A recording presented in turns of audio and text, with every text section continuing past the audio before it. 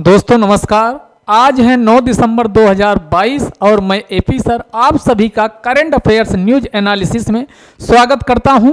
और आज हम लोग उन मोस्ट इंपॉर्टेंट करंट अफेयर्स का डिस्कशन करेंगे जो एग्जाम के लिए मोस्ट इंपॉर्टेंट है। और आज की क्लास से हम एक चीज और जो यूपीएससी व स्टेट पीसीएस में क्वेश्चन आए हैं जो टॉपिक से सीधे रिलेटेड हैं उनको भी डिस्कस करेंगे और देखेंगे कि हम लोग जो ये मॉर्निंग में करंट अफेयर्स की लाइव क्लास में आते हैं, अपना बहुमूल्य समय देते हैं, इससे हम सही दिशा में जा रहे हैं कि नहीं। तो ये आपको प्रीवियस ईयर क्वेश्चन जो आए हुए हैं या आगे जो बन सकते उससे मूल्यांकन करने का मौका भी मिलता है। तो आप लोग जो आपके लिए हमने एक क्वेश्चन को भी आज से इंक्लूड करना शुरू कर दिया है। तो आज जो पहला टॉपिक है मोस्ट इंपॉर्टेंट, ये कौन सा है? आरबीआई से रिलेटेड है। तो डिस्कशन शुरू करते हैं, लेकिन उसके पहले अभी तक आप चैनल को सब्सक्राइब नहीं किए हो तो सब्सक्राइब कर दीजिए, बेल आइकन को ऑन रखिए। जैसे ही कोई वीडियो या जैसे ही आपका लाइव सेशन का ये नोटिस आपको मिलता रहे तो ये क्लास आपकी डेली कितने सुबह 7 बजे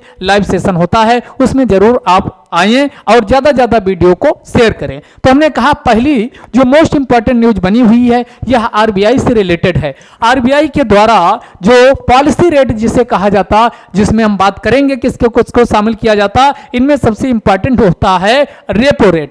रेपो रेट में क्या किया गया, आरबीआई ने क्या कर दिया, कितने पॉइंट की, तो 35 यानी 35 बेसिक पॉइंट की इसमें वृद्धि की गई है। तो आप कहेंगे कि इससे क्या फर्क पड़ता, आरबीआई तो वृद्धि करता रहता है या कमी करता रहता, इससे बहुत ज्यादा फर्क पड़ता है। वही तो आज की हम क्लास के डिस्कशन में समझेंगे, क्योंकि आरबीआई ने अगर 35 बेसिक पॉइंट की इसमें वृद्धि की है तो ये पूरी की पूरी अर्थव्यवस्था पर, पूरा हर एक सेक्टर जो आर्थिक गतिविधियों में लगा हुआ या अन्य क्षेत्रों के लिए भी योजना बना रहा था उस पर प्रभाव देखने को मिलेगा। तो वर्तमान में रेपो रेट पूछा जाए अब कितना हो गया है, तो ये हो गया है 6.25%।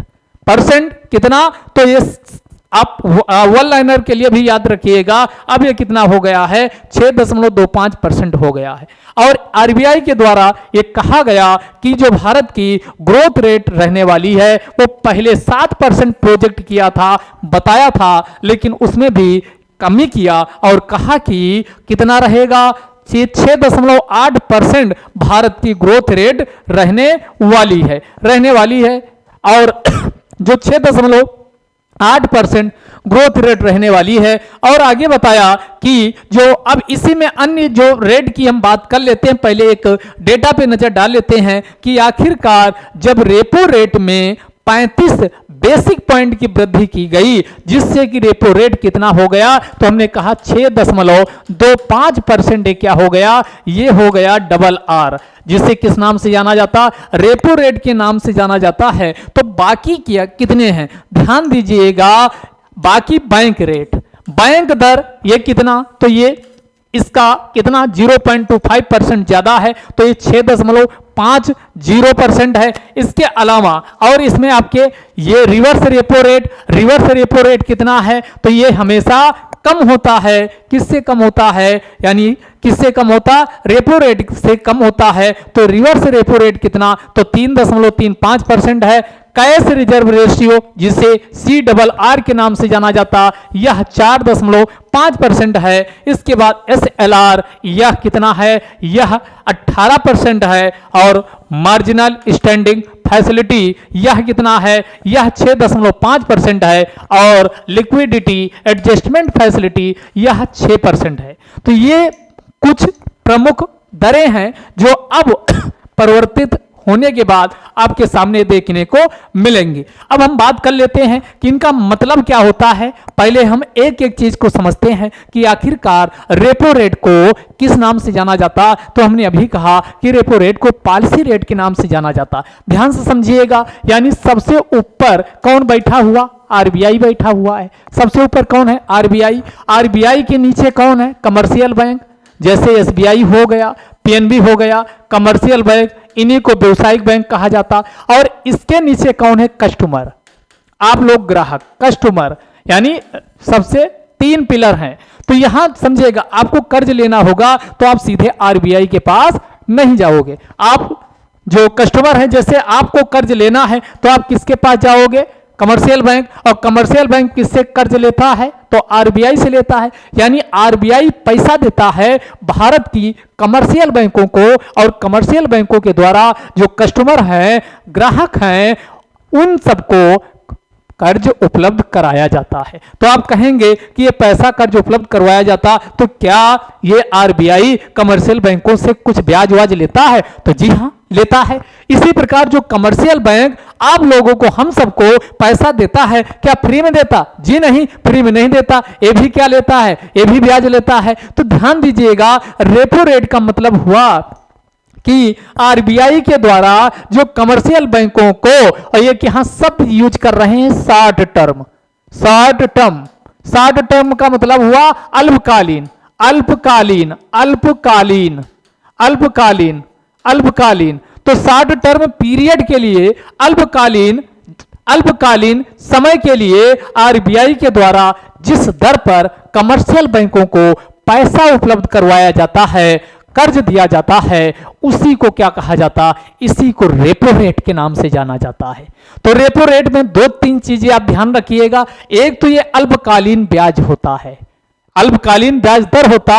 तो आप कहेंगे रेपो रेट क्या है? रेपो रेट वह दर है जिस पर आरबीआई के द्वारा कमर्शियल बैंकों को अल्पकालीन साख या क्रेडिट या ऋण उपलब्ध कराया जाता है, उसी को क्या कहा जाता?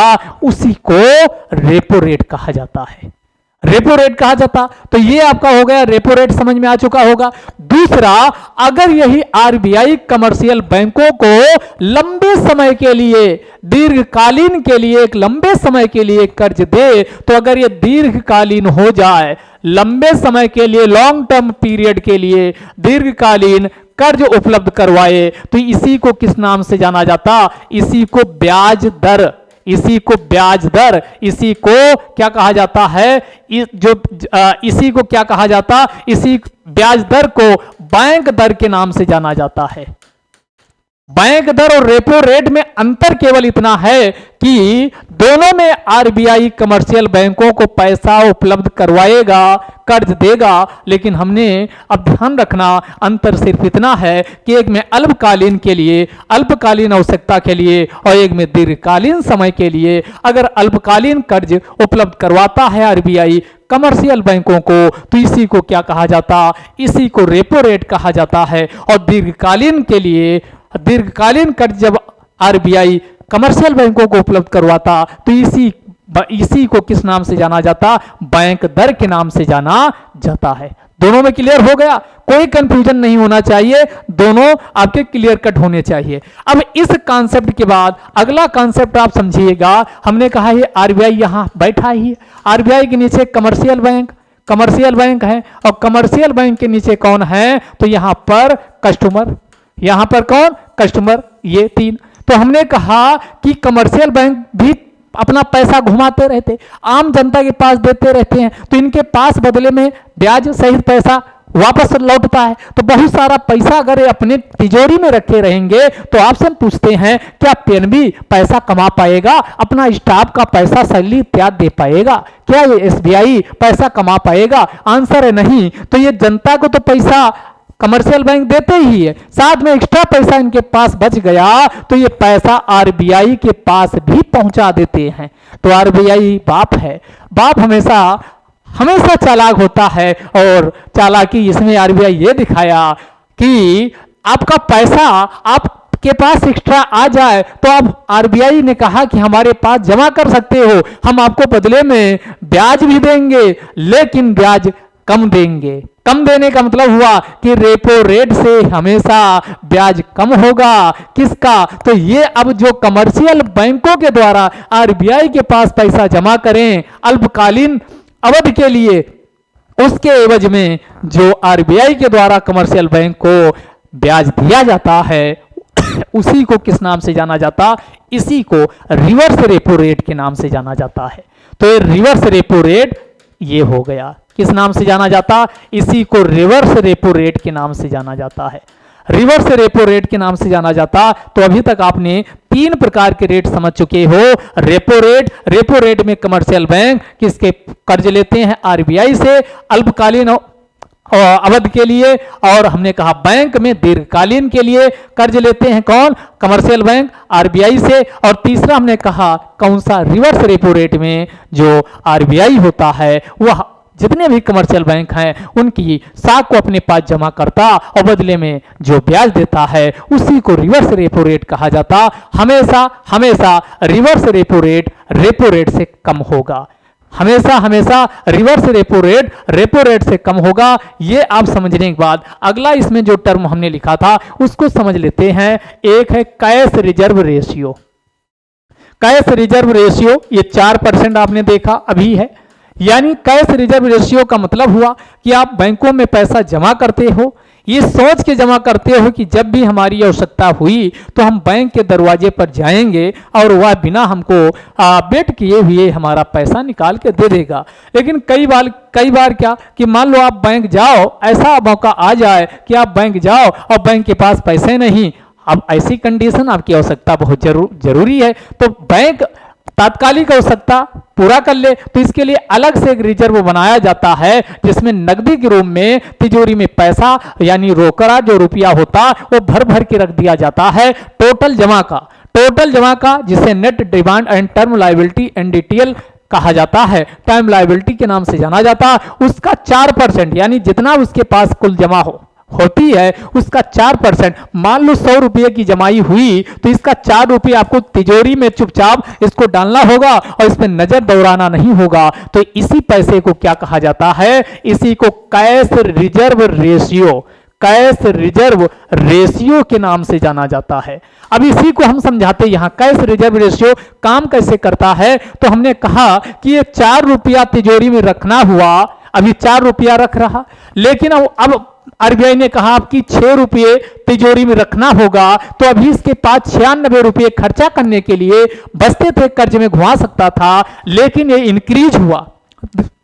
यहां इसका मैकेनिज्म समझिएगा। अब तिजोरी कैश रिजर्व रेशियो हमने कहा CRR को इंक्रीज कर दिया जाए तो क्या प्रभाव पड़ेगा कमर्शियल बैंकों पर? तो ध्यान दीजिएगा CRR अगर इंक्रीज कर दिया गया यानी 4 से 6 कर दिया तो कमर्शियल बैंकों के पास अब कितना 100 रुपये थे, 6 इनको तिजोरी में रखना होगा, 94 रुपये बचेंगे। और जब 94 रुपये बचेंगे तो जो अभी तक आम जनता को कर्ज देने के लिए यानी राम मोहन श्याम ये सब कर्ज लेने कमर्शियल बैंक के पास पहुंचे हैं तो कमर्शियल बैंक के पास पैसे कम है तो वो अपनी ब्याज दर को क्या कर देगा? टाइट कर देगा। और टाइट कर देगा तो जो प्लान बना रहा था कई लोग का प्लान क्या कर देंगे यानी बैंक से कर्ज ही नहीं लेंगे और जो लोग लिए थे वो पूरा पैसा यानी इकट्ठा करके कमर्शियल बैंकों पर जमा करने पहुंच जाएंगे। तो इसका प्रभाव क्या होता? बाजार से तरलता जो रुपया घूम रहा था वो सीधे बैंक के पास चला जाता।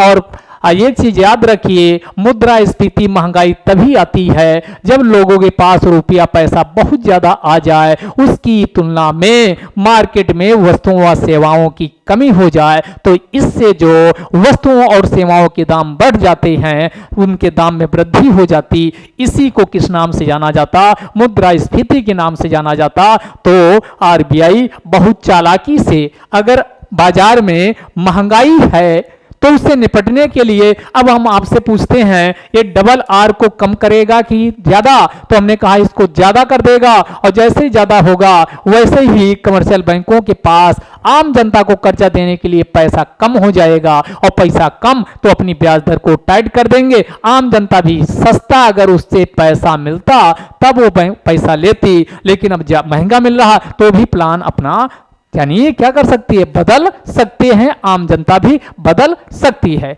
दूसरा हमने कहा कि इसको कम कर दिया जाए यानी कैश रिजर्व रेशियो CRR को कम कर दिया जाए।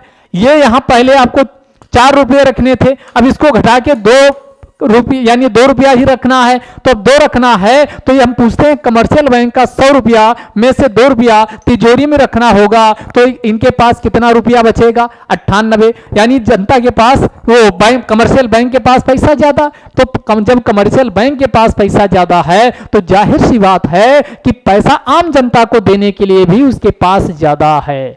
और जो ज्यादा है तो ये आम जनता पैसा की ओर आकर्षित हो कर्ज लेने आए तो अपनी ब्याज दर तनिक कम कर देगी, और कम कर देगी तो आप जैसे हम सब लोग प्लानिंग की ब्याज सस्ता हुआ, चलो यही मौका है। जो जो प्लानिंग बना रहे थे दोस्तों को, यारों को, और जो भी पार्टी वार्टी बाकी थी, सब कर्ज लेकर के हम भी इसी समय यानी क्या करते हैं, करेंगे कर्ज बहुत ज्यादा लेंगे, और जब लेंगे तो जो मंदी की स्थिति होती है, मार्केट में वस्तुओं और सेवाओं के दाम की मांग लगातार क्या हो रही थी, यानी घट रही थी, इस वजह से मंदी की स्थिति थी। अब ऐसी कंडीशन में क्या होगा, उसके दाम इंक्रीज, यानी वस्तुओं और सेवाओं की जो मंदी की स्थिति थी, लोगों के पास पैसा आ जाएगा, वो बाजार जाएंगे, वस्तु व सेवा की डिमांड कर देंगे, और इस प्रकार आरबीआई CRR को क्या करके कम करके मुद्रास्फीति से निपटता है। तो दोनों स्थिति, एक हमने एग्जांपल से आपको समझाया, तो ये CRR भी आप समझ लिए। यही कॉन्सेप्ट किस पे लागू होता है, रेपो रेट पे। रेपो रेट पे कॉन्सेप्ट किस पे लागू होता है, रिवर्स रेपो रेट पे। यही कॉन्सेप्ट किस पे लागू होता है, बैंक रेट पे। यही कॉन्सेप्ट हमने कहा CRR पे लागू होता, यही SLR। तो हम यहां एक चीज और समझ लेते, SLR क्या है। इसी को क्या कहा जाता है, स्टैट्यूटरी लिक्विडिटी रेशियो। इसे क्या कहा जाता, स्टैट्यूटरी लिक्विडिटी रेशियो। तो ये लिक्विडिटी रेशियो होता क्या है, तो ध्यान से समझिएगा। एक तो बैंकों को, जो कमर्शियल बैंक होते हैं, उन्हें अपने पास पैसा कैश के रूप में तिजोरी में रखना होता है, और दूसरा और इनके ऊपर एक बाइंडिंग होता है। ये जरूरी होता है कि आप या तो किसमें, विदेशी मुद्रा फॉरेन करेंसी के रूप में, या फिर गोल्ड के रूप में, या फिर गवर्नमेंट सिक्योरिटी, सरकार की जो सिक्योरिटी होती है, गवर्नमेंट सिक्योरिटी के रूप में आपको क्या करना होगा, एक निश्चित अमाउंट के रूप में या विदेशी मुद्रा, सोना और सरकार की सिक्योरिटी को खरीद कर रखना होगा, ताकि अब नगद पैसा होगा तो इधर उधर घुमा सकते हो, कोई भी ऐसी चुनौती, ऐसी आकस्मिकता आ जाए तो उससे निपटा जा सके। तो इसी को किस नाम से जाना जाता है, स्टैट्यूटरी लिक्विडिटी रेशियो के नाम से जाना जाता। और ये भी कितना है, ये वर्तमान में 18% है। सबसे ज्यादा यही वर्तमान में कितना है, 18% है। तो ये भी बात आपकी समझ में आ चुकी होगी। अब ये जाहिर सी बात है, इसको अब यहां पर भी वही कॉन्सेप्ट लगाओ। अगर SLR को ज्यादा किया गया तो मार्केट में बाजार की तरलता कम हो जाएगी। कैसे, ज्यादा पैसा गोल्ड और सोना विदेशी मुद्रा में किसको, कमर्शियल बैंकों के ऊपर बाध्यता हो गई RBI का कि रखना होगा, तो इनके पास पैसा कैश के रूप में कम होगा। जब कैश के रूप में कम होगा तो कमर्शियल बैंक जनता को ब्याज अपना तेज कर देंगे। तो हम सब ब्याज लेने की बजाय और जब जो लिए थे उसका अदायगी करने लगेंगे, तो ये पैसा मार्केट से उठ के बैंक के पास चला जाएगा। लेकिन यहीं पर इसको SLR को कम कर दिया जाए, तो कम कर दिया जाए तो जाहिर सी बात है कमर्शियल बैंकों के पास अब कैश के रूप में पैसा ज्यादा बचेगा, तो कैश में घुमाने के लिए उसके पास पैसा ज्यादा है। तो जाहिर सी बात है ऐसी कंडीशन में वो अपनी ब्याज दर को क्या कर देंगे, कम कर देंगे। तो हम सब भी धमधमाते हुए कहां, PNB, SBI और बैंकों के पास पहुंच जाएंगे और वहां कर्ज लेंगे, और जब कर्ज लेंगे तो बाजार में इन्वेस्ट करेंगे, खर्चा करेंगे, और दोस्त यारों को पार्टी वार्टी करवाएंगे। तो इससे क्या होगा, तो इस ऐसी कंडीशन में बाजार में मुद्रा की उपलब्धता ही कहलाती है लिक्विडिटी, तरलता। ये क्या हो जाएगी, इंक्रीज हो जाएगी। कुल मिलाकर के अगर ये कॉन्सेप्ट आपका नहीं समझ में आता है तो उल्टा रिलेशन होता है। जितनी भी चीजें हमने बताई हैं, जितनी भी चीजें यहां बताई हैं, तो ये आपका एक फार्मूला आपको बता रहे हैं। चाहे ये रेपो रेट हो, चाहे ये रिवर्स रेपो रेट हो, चाहे ये बैंक रेट हो, चाहे ये CRR हो, कैश रिजर्व रेशियो हो, चाहे SLR हो, चाहे LAF हो, लिक्विडिटी एडजस्टमेंट फैसिलिटी हो, और चाहे आपका MSF हो, मार्जिनल स्टैंडिंग फैसिलिटी हो, जितने भी प्रकार के रेट होते हैं इनका उल्टा रिलेशन आप किससे होता है, तरलता या लिक्विडिटी। तरलता को ही क्या कहा जाता, इसी को लिक्विडिटी के नाम से जाना जाता है। यानी इनका तरलता के साथ उल्टा संबंध हुआ। उल्टा संबंध का मतलब हुआ कि अगर इनमें से किसी को भी अगर ज्यादा किया गया तो बाजार में मुद्रा की उपलब्धता कम हो जाएगी, और बाजार में मुद्रा की उपलब्धता कम हो जाएगी तो इसका मतलब क्या हुआ कि लोगों के पास क्रय क्षमता है वो भी क्या हो जाएगी, कम हो जाएगी। तो लोग पैसा इन्वेस्टमेंट भी कम करेंगे, यानी कि संकुचन के बाजार में मुद्रा का संकुचन की स्थिति उत्पन्न हो जाएगी। तो जब भी बाजार में महंगाई की स्थिति होती है तो सरकार के द्वारा जो नीति लागू की जाती है इसको बोलते टाइट पॉलिसी, यानी सख्त नीति। इन जो ये पॉलिसी की है इनको इंक्रीज क्या कर दिया जाता है, इनको इंक्रीज कर दिया जाता है। लेकिन इसकी कंडीशन उल्टा सोचिए, हमने कहा कि अगर इनको डाउन किया गया, डिक्रीज कर दिया गया, तो हमने कहा उल्टा रिलेशन है। अगर यहां डिक्रीज हो रहा तो बाजार में तरलता यानी बाजार में मुद्रा ही मुद्रा नजर आएगी, और जब बाजार में मुद्रा नजर आएगी तो इसी को क्या कहा जाता है, लोगों के पास पैसा आएगा, वो वस्तुओं सेवाओं की मांग करेंगे, और मांग करेंगे तो इन्वेस्टमेंट भी होगा, नई नई वस्तुएं, नए नए उद्योग, नई नई गतिविधियां शुरू होंगी। और इस प्रकार की जो ये नीति होती इसको एक्सपेंशनिस्ट विस्तारवादी नीति के नाम से जाना जाता है, और ये इसे कहा जाता आरबीआई आसान इजी पॉलिसी को अपना रहा है, इसको कहता है सरल किया जाना। तो ये आप सीधा कॉन्सेप्ट आप समझ में घुसना चाहिए, उल्टा रिलेशन होता है। अगर यहां आरबीआई के द्वारा repo rate, reverse repo rate, ये जो भी हैं, अगर इनको इंक्रीज किया जाए तो बाजार में तरलता, यहां इंक्रीज तो बाजार में तरलता कम, ये डिक्रीज तो बाजार में तरलता ज्यादा। अब ये कौन तय करता, ये सारी रेटें अब समझ में आ चुकी होंगी, तो ये सारी चीजें बता भी चुके हैं। ये दरें आपको लिखने का मेरा मकसद केवल एक कॉन्सेप्ट समझाना था, ठीक। तो ये आरबीआई, इनमें से सबसे इंपॉर्टेंट पूछा जाए तो ये रेपो रेट होता है, इसीलिए इसे क्या कहा जाता है, इसी से बाकी चीजें निर्धारित होती, इसीलिए इसे पॉलिसी रेट के नाम से जाना जाता है।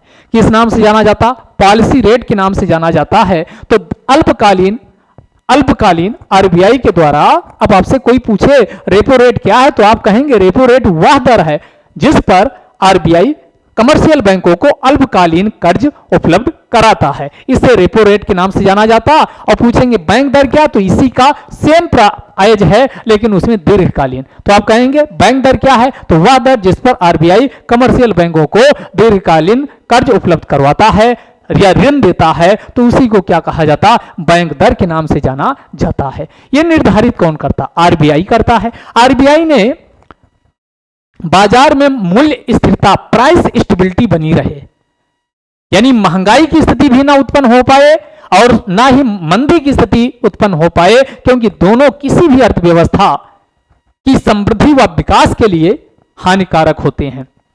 तो आरबीआई ने इसके लिए बाकायदा आरबीआई एक्ट जो 1934 का था उसमें संशोधन किया, और संशोधन करके एक कौन सा बनाई है, एमपीसी। आप कहेंगे ये कौन सी बला आ गई एमपीसी, तो एमपीसी की फुल फॉर्म है मॉनेटरी, इसकी फुल फॉर्म क्या है, मॉनेटरी, इसकी फुल फॉर्म है मॉनेटरी पॉलिसी कमेटी, इसी की फुल फॉर्म क्या है, मॉनेटरी पॉलिसी कमेटी। इसे मॉनेटरी पॉलिसी कमेटी के नाम से जाना जाता है, और इसी के द्वारा जो RRR या जो अभी अब आपको जितनी भी चीजें बताए, RRR, RRR bank rate, CRR, SLR, MSF marginal standing facility और LAF लिक्विडिटी एडजस्टमेंट फैसिलिटी, जितनी भी चीजें हमने बताया ये सभी कौन निर्धारित की जाती हैं, ये एमपीसी करती है। तो आप कहेंगे क्या जब से आरबीआई पैदा हुई है तब से एमपीसी है, आंसर है नहीं। आरबीआई की स्थापना तो आपको पता है कि अगर कुछ आरबीआई का हम इतिहास समझें तो आरबीआई की स्थापना 1926 में एक हिल्टन यंग आयोग बनता है। कौन बनता, हिल्टन यंग आयोग। इसी हिल्टन यंग आयोग के रिकमेंडेशन पर आरबीआई एक्ट 1934 आता, और इसी एक्ट के बाद 1 अप्रैल 1935 को आरबीआई की स्थापना की जाती है। आरबीआई की स्थापना की जाती है और आरबीआई की स्थापना के पश्चात अब ध्यान दीजिएगा, जिस समय इसका स्थापना की गई उस समय इसका हेडक्वार्टर्स कहाँ था? कोलकाता था। लेकिन बाद में 1937 में यह हेडक्वार्टर्स इसका बदल करके कहाँ लाया जाता है? मुंबई। कहाँ लाया जाता? तो ये हेडक्वार्टर से मुंबई लाया जाता है। कहाँ लाया जाता? मुंबई लाया जाता है। तो वर्तमान में इसका हेडक्वार्टर्स मुंबई है। और इसके पहले गवर्नर पूछा जाए तो कौन? तो ये सर ओसबर्न स्मिथ। आरबीआई के प्रथम गवर्नर आपसे यही पूछ ले तो सर ओसबर्न स्मिथ थे। ये अंग्रेज की औलाद था। लेकिन प्रथम भारतीय गवर्नर पूछे तो भारतीय गवर्नर कौन थे? सीडी देशमुख। और आरबीआई का जो प्रतीक चिन्ह सिंबल पूछा जाए, ये सिंबल क्या है? तो इसमें बाघ हुआ, पाम का जो पेड़ होता है इसको एज ए सिंबल अपनाया गया। तो ये कुछ आरबीआई से रिलेटेड चीजें हैं। इसके बाद आरबीआई का जो रेगुलेशन नेशनलाइजेशन है वो 1 जनवरी 1949 को किया जाता है। तो वो भी आप ध्यान रखिएगा। तो ये आरबीआई से रिलेटेड हो गए। अब आरबीआई क्यों लाया गया? तो दो चीजें होती हैं। एक जो मुद्रा से संबंधित गतिविधियां हो रही हैं, बाजार में मूल्य स्थिरता बनी रहे, कोई भी बाजार में ऐसी स्थिति ना हो जाए कि वस्तुओं के दाम आसमान छूने लगे, या फिर ऐसी स्थिति भी ना हो जाए कि एक वस्तु, ये जो वस्तुएं हैं बाजार में, उनकी कोई उससे पूछे ही ना, उनकी कोई डिमांड ही ना करे। तो इसी को कहा जाता है एक शब्द में प्राइस स्टेबिलिटी। तो ये यम जो आपकी समझिएगा, इसके लिए प्राइस स्टेबिलिटी यानी ये मूल्य स्थिरता, और मूल्य स्थिरता बनी रहे, इसको सुनिश्चित करने के लिए आरबीआई के द्वारा जो नीति लागू की जाती है उसी को बोलते हैं मॉनेटरी पॉलिसी। हिंदी में इसे क्या बोलते? इसे मौद्रिक नीति के नाम से जाना जाता है। किस नाम से जाना जाता? मौद्रिक नीति। तो मौद्रिक नीति पूछे तो बाजार में या कहा जाए देश में मूल्य स्थिरता, किसी भी देश में मूल्य स्थिरता को सुनिश्चित करने के लिए उस देश की केंद्रीय बैंक के द्वारा, और भारत का केंद्रीय बैंक कौन है? आरबीआई। तो भारत का केंद्रीय बैंक आरबीआई। तो भारत के उस देश की केंद्रीय बैंक के द्वारा जो नीति लागू की जाती है उसी को मॉनेटरी पॉलिसी, मौद्रिक नीति के नाम से जाना जाता। और मौद्रिक नीति को लाने का उद्देश्य ही होता है मूल्य स्थिरता, प्राइस स्टेबिलिटी को सुनिश्चित किया जाना, ताकि आर्थिक जो गतिविधियां हैं, आर्थिक समृद्धि है, वह सतत रूप से आगे बढ़ती रहे। तो इस बात को भी आप लोग बिल्कुल दिमाग में ध्यान रखिएगा। तो यहां तक आपकी समझ में आ गई होगी। इसके अलावा अगर ये मूल्य स्थिरता सुनिश्चित कर लिया गया तो इससे सस्टेनेबल ग्रोथ, जो समृद्धि होगी वो धारणीय होगी, सतत होगी। कैसे होगी? क्योंकि मूल्य स्थिरता ही, अगर मूल्य स्थिरता में कोई भी उतार चढ़ाव, को बहुत बड़ा बदलाव या कोई उतार चढ़ाव आता है तो सीधे जो उस देश की अर्थव्यवस्था, जैसे भारत की हम बात कर रहे हैं, भारत की अर्थव्यवस्था की समृद्धि दर में भी परिवर्तन देखने को मिलता है। तो यहाँ पर वही इंफॉर्मेटिव चीजें हैं कि आरबीआई एक्ट कब का है? 1934 का है। और 1934 के अंतर्गत ही क्या किया गया? 1 अप्रैल 1935 को आरबीआई की स्थापना की जाती है। इसके बाद हमने कहा कि आरबीआई, इसका उद्देश्य क्या होता है? तो ध्यान दीजिएगा, मूल्य स्थिरता कैसे आएगी? जब मुद्रास्फीति, जो महंगाई है जिसे मुद्रास्फीति कहा जाता, इसको क्या कर लिया जाए? इसको जो मुद्रास्फीति नियंत्रित कर लिया जाए। तो भारत में जो टारगेट रखा गया है, यह कहा गया कि 4 ± 2% मुद्रास्फीति हो सकती है। यानी मान लो किसी वस्तु के दाम 100 रुपया है, तो ये इसका मतलब क्या हुआ? अगर प्लस वाला हम ले लेते हैं तो 4 + 2 कितना बन जाएगा? ये 6 बन जाएगा। अगर माइनस वाला ले लेते हैं तो 4 - 2 करोगे तो कितना आएगा? तो 4 यानी 2 आएगा। कुल मिला के जो महंगाई होनी चाहिए, तो मान लो कोई किसी वस्तु का दाम कितना है, तो कितना है? तो अगर यहां पर हम 100 है तो 100 में कितना 6 पे ऐड कर दे तो 106। ठीक है, कोई मान लो सामान 100 रुपए मिलती थी, अब 106 की मिल रही है, तो कोई दिक्कत नहीं है। ये आपका क्या है? यानी मैनेजेबल है, कंट्रोलेबल है। और दूसरा, इसी के अभी दाम कितने हो गए? कोई 100 की थी, 102, ये भी है। लेकिन अगर इस के रेंज के बाहर किसी वस्तु के दाम गए, हो गया किसी दाम 100 का मिलता था अब 120 का मिल रहा। अब बताइए मुद्रास्फीति जो आरबीआई का टारगेट सेट किए थे 4 ± 2%, उससे ऊपर जा चुका है और ये चिंता किसी भी देश की अर्थव्यवस्था के लिए चिंताजनक हो जाता है। यहां पर हमने जो वही चीजें बताई है कि repo rate, reverse repo rate, SLR, cash reserve ratio, marginal standing facility, liquidity, adjustment facility, इन सब का तरलता या साख, तरलता के ब्रैकेट में लिख लीजिए साख, इनके साथ क्या होता है, और साख को क्या बोलते हैं, क्रेडिट, इनके साथ क्या उल्टा रिलेशन होता है, इस बात को भी ध्यान रखिएगा।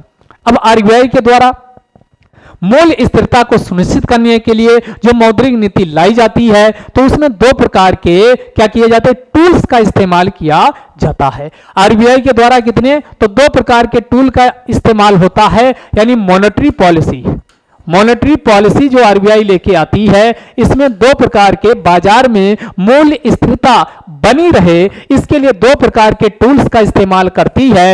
एक को बोलते हैं क्वांटिटेटिव, एक को क्या बोलते, क्वांटिटेटिव, क्वांटिटेटिव मेजर्स, एक को क्या कहा जाता, क्वांटिटेटिव मेजर्स कहा जाता। हिंदी में इसी को किस नाम से जाना जाता है, इसी को मात्रात्मक, मात्रात्मक उपकरण। और दूसरा होता है जिसे बोलते हैं qualitative, qualitative, qualitative, qualitative, qualitative measures, जो हमने अभी आपको बताए हैं जितने भी ये क्वांटिटेटिव में कौन आएंगे, डबल आर आएगा, दूसरा कौन ट्रिपल आर आएगा, अगला कौन, इसमें बैंक रेट इसी में आता है, बैंक रेट, बैंक रेट इसी में आता है, अगला कौन CRR इसी में आएगा, और इसी में कौन SLR आएगा, और इसी में MSF आएगा, और इसी में कौन LAF आएगा, और एक और याद रखिए OMO, इसी में OMO को भी शामिल किया जाता, ओपन मार्केट ऑपरेशन, OMO को भी इसी में शामिल किया जाता। तो ये सभी जो आपके सामने लिखे हैं, OMO जान लीजिए, यहां ये पहली बार शब्द प्रयोग हुआ, ओपन मार्केट ऑपरेशन। तो जब सरकार के द्वारा जो सरकारी प्रतिभूतियां होती हैं इनका बाजार में क्रय विक्रय किया जाता है तो उसी को किस नाम से जाना जाता, उसी को OMO के नाम से, ओपन मार्केट ऑपरेशंस के नाम से जाना जाता है, ओपन मार्केट ऑपरेशन के नाम से जाना जाता है, open market, open market operation के नाम से जाना जाता है, open market operation, open market operation के नाम से जाना जाता है, ओपन मार्केट ऑपरेशन के नाम से जाना जाता है। तो ये आपका कौन हो गया, ये आपके हो गए क्वांटिटेटिव मेजर्स।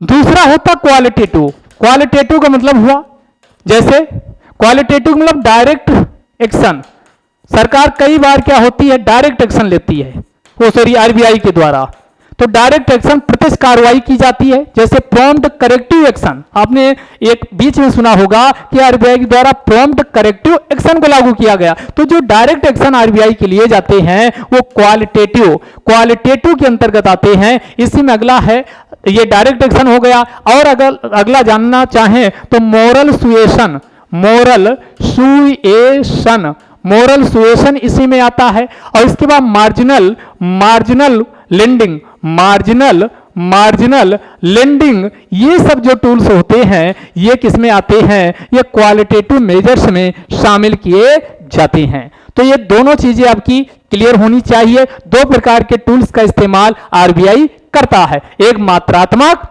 जो मात्रा यानी सीधा आपको दिखता है कि इसको इंक्रीज कर दिया गया तो ये प्रभाव पड़ेगा, लेकिन जो सीधे ना दिखे लेकिन उसका प्रभाव एक लंबे समय के पश्चात दिखाई दे तो उसी को क्या क्वालिटेटिव क्या कहा जाता, टूल्स का इस्तेमाल किया जाता। तो 2 प्रकार के टूल्स आरबीआई मूल्य स्थिरता के लिए क्या करती है, लागू करती। अब बात आई एमपीसी की, ये बला हमने कहा कि अभी तक आरबीआई का एक्ट भी जान लिए, स्थापना भी जान लिए, राष्ट्रीयकरण उसका बैंकों का कब हुआ, ये 2 बार हुआ, 1969, 1980, और इसका नेशनलाइजेशन और साथ में इसका रेगुलेशन का जो एक्ट है वो आपका 1949 में हुआ। ये सब आपने जान लिया। अब यहाँ बात आती है कि ये आप सर, आपका भी प्रश्न मन में होना चाहिए कि सर ये तो बताइए जो आप एमपीसी की बात कर रहे हैं ये कब आया है, क्या ये नया नया है क्या? जी हाँ, ये नया है। बहुत पहले का नहीं है, 6 साल पुराना है, नया है लेकिन 6 साल पुराना है। तो इसका मतलब आप समझ चुके होंगे 22 चल रहा है, तो ये कब आया है? 2016 में आया है। तो 2016 में इसे एमपीसी को स्थापित किया गया, और एमपीसी को स्थापित किया गया तो जाहिर सी बात है कि जो आरबीआई एक्ट 1934 है उसमें संशोधन करना पड़ेगा, संशोधन करना होगा। और इसी में संशोधन आरबीआई एक्ट 1934 में संशोधन किया गया और एक नई सेक्शन को शामिल किया गया। एमपीसी पूछा जाए तो एमपीसी की स्थापना आरबीआई एक्ट जो ये 1934 था, इसमें संशोधन करके एक नया सेक्शन शामिल किया गया, और जो नया सेक्शन शामिल किया गया इसी को 45 जेडबी के नाम से जाना जाता है। इसका मतलब हुआ एमपीसी संसद के मंच से होकर के संसद से, यानी जो एक्ट था उसमें संशोधित होकर बना स्टैट्यूटरी एक सांविधिक निकाय है। एमपीसी क्या? एक प्रकार का स्टैट्यूटरी सांविधिक निकाय, ये भी आप समझ चुके। तो ये सेक्शन भी ध्यान रखिएगा, 45 जेडबी के अंतर्गत एमपीसी को स्थापित किया गया, और इसमें 6 सदस्य, कितने? 6 सदस्यों की बात की गई। 6 सदस्य होंगे जो यह क्या करेंगे? निर्धारित करेंगे। 6 सदस्यों में कौन कौन होगा? तो एक इसका अध्यक्ष होगा। अध्यक्ष इसका कौन होता है? आरबीआई का गवर्नर। अध्यक्ष कौन होता है? एमपीसी में 6 सदस्य, टोटल 6 दिमाग में डाल लो, 6 सदस्य होते हैं, जिनमें से 3 सदस्य आरबीआई की तरफ से, और 3 सदस्य जो 3 बाकी होंगे, इनकी नियुक्ति केंद्र सरकार के द्वारा अपने प्रतिनिधि के रूप में की जाती है। यानी आधा वेटेज दिया गया आरबीआई वाले पक्ष को, और आधा वेटेज दिया गया किसको? केंद्र सरकार को। तो हमने कहा इसका अध्यक्ष आरबीआई गवर्नर होगा। 2 बाकी सदस्य होंगे, जिनमें से आरबीआई के जो डिप्टी गवर्नर होते हैं उनमें से एक डिप्टी गवर्नर ले लिया जाएगा। बाकी एक जो बचा, यह कौन होगा? जो बैंक बोर्ड होते हैं, सेंट्रल जो बोर्ड होते हैं, कंट्रोल कौन होते हैं? ये कंट्रोल बोर्ड होते हैं, उनके जो डायरेक्टर होते हैं, उस यानी आरबीआई ने कंट्रोल बोर्ड को भी स्थापित कर रखा। तो कंट्रोल बोर्ड का एक क्या होगा? डायरेक्टर होगा। कुल मिलाकर आरबीआई के द्वारा 3 अपने व्यक्ति और 3 केंद्र सरकार के द्वारा इसमें नियुक्त व्यक्ति की क्या की जाती है? कमेटी बनती है। और फिर एक कमेटी निर्धारित करती है कि कौन कितने समय, यानी कितना मुद्रास्फीति होनी चाहिए। और एक चीज यहां और ध्यान रखिएगा कि ये कितने 4 साल के लिए इनकी नियुक्ति की जाती है। कितने सदस्य जो होते हैं ये कितने साल के लिए? ये 4 साल के लिए नियुक्त किए जाते, और पुनर्नियुक्ति के पात्र नहीं हैं। ये भी ध्यान रखिएगा, पुनर्नियुक्ति जिसे क्या कहा जाता है? रीअपॉइंटमेंट। रीअपॉइंटमेंट, एक बार अगर बन गए तो दोबारा नहीं बन सकते। और इसमें देखो, इसमें क्या होगा? ध्यान से समझिएगा, इसमें 2 चीजें होती है। एक होता है कि कास्टिंग वोट, जिसे क्या कहा जाता है? निर्णायक। निर्णायक का मतलब हुआ जब मामला 3-3 है, देखो 3 इसकी तरफ है, 3 इसकी तरफ है, 3 है आरबीआई वाले मेंबर और 3 इसके क्या है? केंद्र सरकार के द्वारा। मान लो किसी मुद्दे पर टाई अप हो गया, बराबर बराबर की स्थिति हो गई, तो ऐसी कंडीशन में क्या होगा? 3 पक्ष में 3 विपक्ष में, तो ऐसी कंडीशन में ध्यान से, अब इसमें क्या होता है? 6 सदस्यों में जो यहां का आरबीआई का गवर्नर होता है, ये पहली बार वोट नहीं दे सकता। फर्स्ट वोट इसको देने का अधिकार नहीं है। 5 लोगों में क्या होगा? यानी मामला ये क्या होगा? पहली बार ये वोट आरबीआई का गवर्नर नहीं दे पाएगा। लेकिन जब मामला टाई अप का हो जाएगा, टाई अप का मतलब समझ रहे हो? बराबर बराबर की स्थिति हो जाएगी, तो ऐसी कंडीशन में आरबीआई के गवर्नर को जो फाइनल, जैसे आप लोकसभा अध्यक्ष नहीं कास्टिंग वोट करता, तो ऐसी कंडीशन में आरबीआई का गवर्नर भी कौन जो वोट देता उसी को कास्टिंग वोट कहा जाता, निर्णायक वोट दे सकता है। तो ये यहां पर भी आप ध्यान में रखिएगा। तो ये एक टॉपिक पूरा हमने बहुत अच्छे से कोशिश की आपको बताने की, और ये करंट में था। अब आपकी चीजें समझ में आ चुकी होंगी। एक बार जो रेट है उन पे एक बार नजर फिर से यानी डाल लीजिए। अब ये चीजें अब और ज्यादा समझ में आ चुकी होंगी कि बैंक रेट जो अभी रेपो रेट है, इसी के ऊपर लिख लो। रेपो रेट है कितना? 6.25 और इससे तनिक ज्यादा, क्योंकि दीर्घकालीन होता है तो हमेशा बैंक दर रेपो रेट से उसमें पैसा आरबीआई के पास कमर्शियल बैंक जो लिए लेट में वापस करते, तो जाहिर सी बात तनिक ज्यादा होगा। तो ये 6.25% कौन हो गया है अब रेपो रेट, और बैंक दर ये 0.50% हो गया। अब रिवर्स रेपो रेट हमेशा ये रेपो रेट से कम होता, देख लो 3.35% रिवर्स रेपो रेट। इसके बाद कैश रिजर्व रेशियो ये कितना है, ये 4.54% है। SLR कितना है, 18% है। इसके बाद इसमें जो आगे आपके दो लिखे हैं ये कौन से हैं, एक है यानी MSF और दूसरा आपका कौन है, लिक्विडिटी रेशियो, एक लिक्विडिटी एडजस्टमेंट फैसिलिटी। दोनों में जो ये आपका होगा MSF मार्जिनल स्टैंडिंग फैसिलिटी ये तनिक ज्यादा होता है, इसकी तुलना में एडजस्टमेंट वाला तनिक कम होता, तो ये कितना 6.5% है। और जो लिक्विडिटी एडजस्टमेंट फैसिलिटी है ये कम है, ये 6% है। तो ये आपके सारे कुछ भी आ जाए एग्जाम में तो आप इनको आप आसानी से कर सकते हो। अब इतना करने के बाद अब सीधे क्वेश्चन की ओर चलते हैं जो यूपीएससी ने क्वेश्चन आपसे एग्जाम में पूछे हैं, एग्जाम में पूछे हैं। ये आपका हमने क्वेश्चन सीधे यूपीएससी आईएएस एग्जाम में पूछे गए क्वेश्चन को यहां पर आपके सामने अब लाने की कोशिश कर रहे हैं। क्वेश्चन आपके सामने लिखा दिख रहा होगा। क्वेश्चन क्या है, with reference to Indian economy, भारतीय अर्थव्यवस्था। वहां यूपीएससी के क्वेश्चन एक एक ध्यान से समझिए। पूछ क्या रहा, इंडियन इकोनॉमी के संदर्भ में कंसीडर द फॉलोइंग, निम्नलिखित पर विचार करें। बैंक दर जान चुके हो, ओएमओ को भी हम बता चुके हैं, ओपन मार्केट ऑपरेशन, सरकार की प्रतिभूतियों का क्रय विक्रय किया जाना ओएमओ कहलाता है, ये भी जान चुके हो। पब्लिक डेब्ट ये हमने नहीं बताया है क्योंकि आरबीआई बता रहे हैं। पब्लिक रेवेन्यू ये भी नहीं बताया। अब आगे देखते हैं क्या क्या इसमें है। क्वेश्चन फिर पूछ रहा है कि which of the following is are components of monetary policy. पूछ रहा मॉनेटरी पॉलिसी के कंपोनेंट इसमें कौन कौन से हैं, मौद्रिक नीति का। तो हमने जो नहीं बताया उसको काट दो।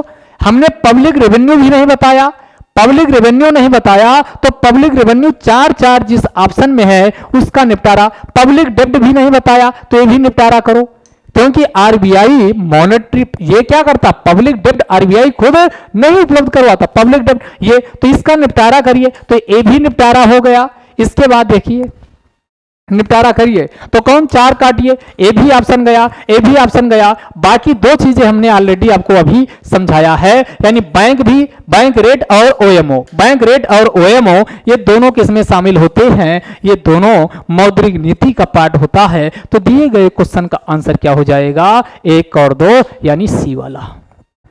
अगले क्वेश्चन की ओर चलते। अगला क्वेश्चन है कि which of the following statement is are correct regarding monetary policy committee यानी MPC। अभी हम बता चुके हैं 2017 यूपीएससी आईएएस प्रीलिम्स में क्वेश्चन पूछा गया। चलो देखते हैं क्या।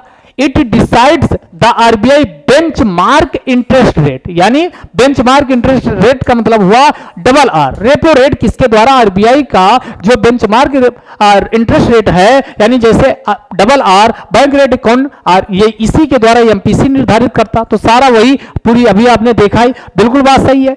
आगे लिखा it is a 12 member body including the governor of RBI. इसमें गवर्नर के जो आरबीआई गवर्नर होते हैं उनको शामिल करते हुए 12 सदस्य होते हैं। एंड कॉन्स्टिट्यूटेड एवरी ईयर, और ये प्रत्येक साल इसका गठन किया जाता है। अब 12 नहीं भाई, हमने कितने बताए 6, तो ये 2 स्टेटमेंट क्या है, गलत है। स्टेटमेंट 2 क्या हो गया, गलत हो गया। तीसरा स्टेटमेंट कह रहा, अब 2 पहले ऑप्शन पे ही चले जाओ, ऑप्शन ए भी कट गया, ऑप्शन ए भी कट गया, ऐसे वहां किया जाता, 2 निपट गए। अब तीसरा देखते, it functions under the chairmanship of union finance minister, यानी एमपीसी हमने जो बताया क्या इसकी अध्यक्षता एफएम फाइनेंस मिनिस्टर करता है। हमने तो अभी आपको ये बताया कि इसकी अध्यक्षता कौन करता है, एमपीसी की आरबीआई का गवर्नर करता है। कौन करता, आरबीआई का गवर्नर करता है। तो इसका मतलब ए भी गलत हो गया, तो ये 3 भी कट गया। तो सही जवाब क्या हो गया, सही जवाब पहला वाला।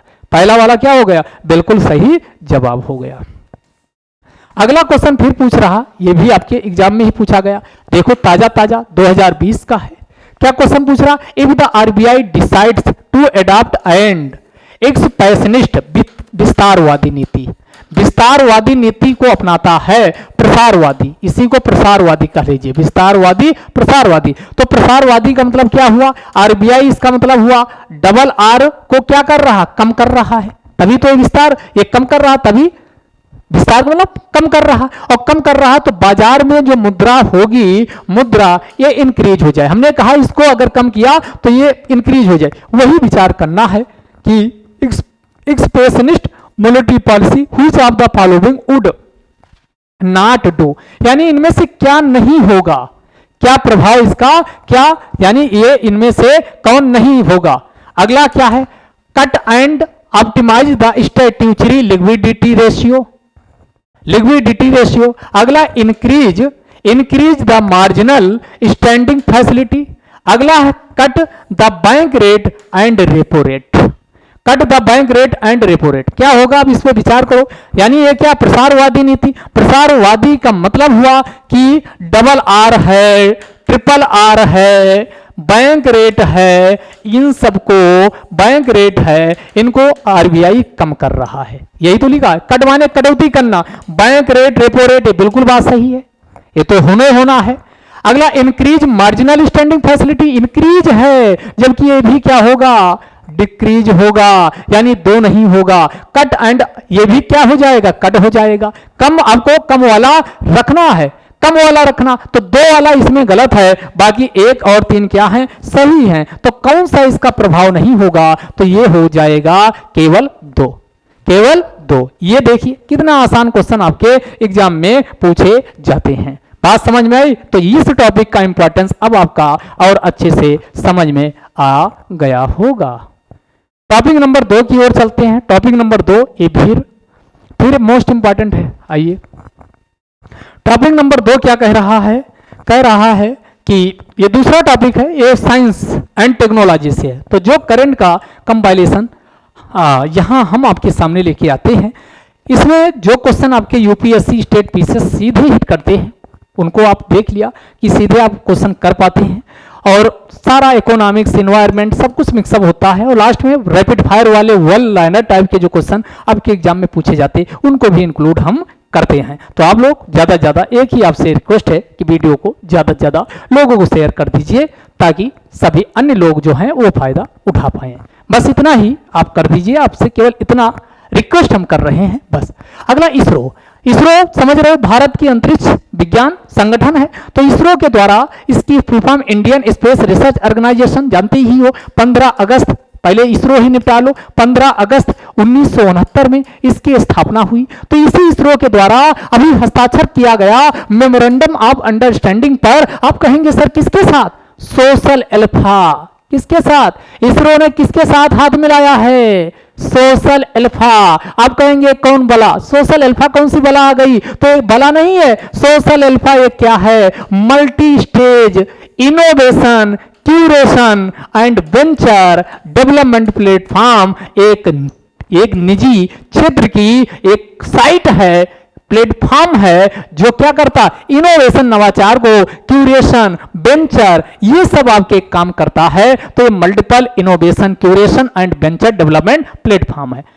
आप कहेंगे सर बताइए इसरो की क्या जरूरत है, उसके पास खुद ही इतना ज्यादा ये उपलब्धि हासिल अचीवमेंट्स हैं, तो ये क्यों जरूरत थी, तो जी हाँ ये जरूरत थी, ये किसके लिए, साइंस एंड टेक्नोलॉजी स्टार्टअप, यानी साइंस एंड टेक्नोलॉजी में भी निजी क्षेत्र के लोग आवें और ज्यादा से ज्यादा अपना हाथ बढ़ावें, और इससे इसरो को तो फायदा होगा ही, साथ ही निजी क्षेत्र के लोगों, यानी इसको आम जनता, अभी तक क्या स्पेस तक इसरो सीमित है, इसी का सामाजिक क्षेत्र में शिक्षा, स्वास्थ्य, आपदा प्रबंधन, इसके बाद आर्थिक क्षेत्र में आर्थिक गतिविधियों को आगे बढ़ाने में, और जो भारत में अतिवादी प्रवृत्तियां उभर रही हैं, जैसे कट्टरपंथ हो गया, चरमपंथ हो गया, अलगाववाद हो गया, इन सबको भी निपटा जा सकेगा, इसलिए ये समझौता हुआ है। तो ये क्या है, और इसमें क्या, साइंस एंड टेक्नोलॉजी स्टार्टअप के लिए, साइंस एंड टेक्नोलॉजी स्टार्टअप को बढ़ावा देने के लिए इसरो ने समझौता किया।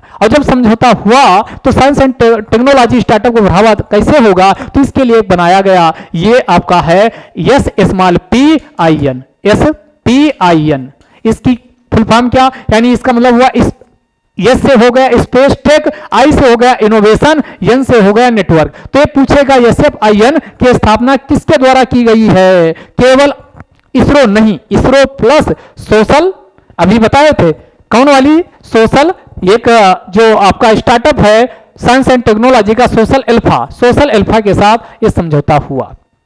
और ये पहली बार हुआ है जब किसी PPP मॉडल ही, इसको मान लीजिए PPP मॉडल, जिसमें इसरो सरकार, भारत का सरकारी संगठन, और साथ में सोशल अल्फा निजी क्षेत्र को मौका दिया गया है। ये भारत में पहली बार हुआ है कि इस प्रकार का, भारत में पहली बार है कि इस प्रकार का कोई समर्पित एक प्लेटफॉर्म स्थापित है, डेडिकेटेड प्लेटफॉर्म स्थापित किया जाएगा जो साइंस एंड टेक स्टार्टअप को प्रमोट करेगा, को बूस्ट करेगा। तो इससे फायदा क्या होगा? तो इससे इनोवेशन आएगा, नवाचार आएगा, क्यूरेशन आएगा, वेंचर डेवलपमेंट होगा। जब ये होगा तो जो स्पेस ये भारत में यानी जो निजी कंपनियां, निजी क्षेत्र के लोग हैं, वह स्पेस अंतरिक्ष उद्यमशीलता के लिए सामने आएंगे। और जिस प्रकार आज उद्योगों को आप स्टार्टअप की होड़ लगी हुई है, एक के बाद एक नए स्टार्टअप आते हैं और अपना खुद का वेंचर कैपिटल स्थापित करते हैं और साथ में यानी क्या बहुत सारा लाभ कमा रहे हैं और उस लाभ से खुद तो लाभान्वित होते हैं, अन्य लोगों को भी यानी लाभ दे रहे हैं। तो इससे स्पेस, अभी तक स्पेस अछूता रहा है, तो इस स्पेस में भी एंटरप्रेन्योर की जरूरत है। तो स्पेस एंटरप्रेन्योरशिप इकोसिस्टम इससे क्या होगा? पैदा होगा। इसलिए ये समझौता किया गया है। और इससे क्या फायदा होगा? तो इससे market potential of the most promising space tech innovators, यानी कि बाजार में एक मार्केट वो पैदा होगा जो क्या होंगे? स्पेस टेक इनोवेटर्स होंगे। स्पेस टेक जो स्पेस अंतरिक्ष में टेक्नोलॉजी को बढ़ावा देने के लिए बात कर रहे होंगे, इससे स्पेस टेक इनोवेटर्स होंगे और इंटरप्रेन्योर्स पैदा होंगे भारत में, इंडिया में। तो इंडिया में स्पेस टेक इनोवेटर्स व इंटरप्रेन्योर्स को पैदा करने के लिए इसरो ने सामने आया है। और किससे हाथ मिलाया है? तो हमने कहा सोशल अल्फा। किसके साथ हाथ मिलाया? सोशल अल्फा के साथ में हाथ मिलाया है। आप आगे पूछेंगे कि सर ये बताइए SPIN जो है स्पेस टेक इनोवेशन नेटवर्क है, ये किन किन एरिया पे फोकस करेगा? इसके 3 फोकस एरिया हैं। 3 फोकस एरिया कहा कि हम जो स्टार्टअप आएंगे, स्पेस टेक स्टार्टअप इनोवेटर्स, उनको 3 एरिया पे हम क्या करेंगे यानी प्रमोट करने की छूट देते हैं। एक जियो स्पेशियल टेक्नोलॉजी, जियो स्पेशियल टेक्नोलॉजी। आज आप गूगल मैप का प्रयोग इसलिए कर पा रहे हैं क्योंकि इसमें कौन टेक्नोलॉजी काम कर रही है? जियो स्पेशियल टेक्नोलॉजी।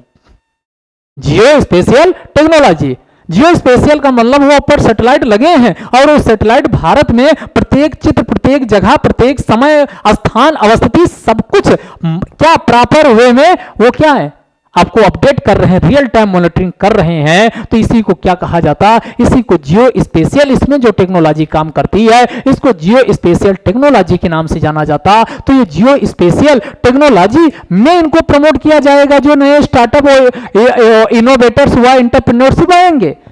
दूसरा इसी में down stream application, down stream application, down stream application. तो आप डाउन स्ट्रीम एप्लीकेशन और जियो स्पेशियल टेक्नोलॉजी इसमें आ सकते हैं। दूसरा कहा गया enabling technology for space and mobilities, यानी अंतरिक्ष और गतिशीलता के लिए टेक्नोलॉजी को सक्षम बनाना, ये दूसरा इसका क्या होगा? फोकस एरिया होगा। अंतरिक्ष और गतिशीलता, मोबिलिटी, तो ये दूसरा क्या होगा? ये दूसरा एरिया होगा। और तीसरा एरिया कौन सा होगा?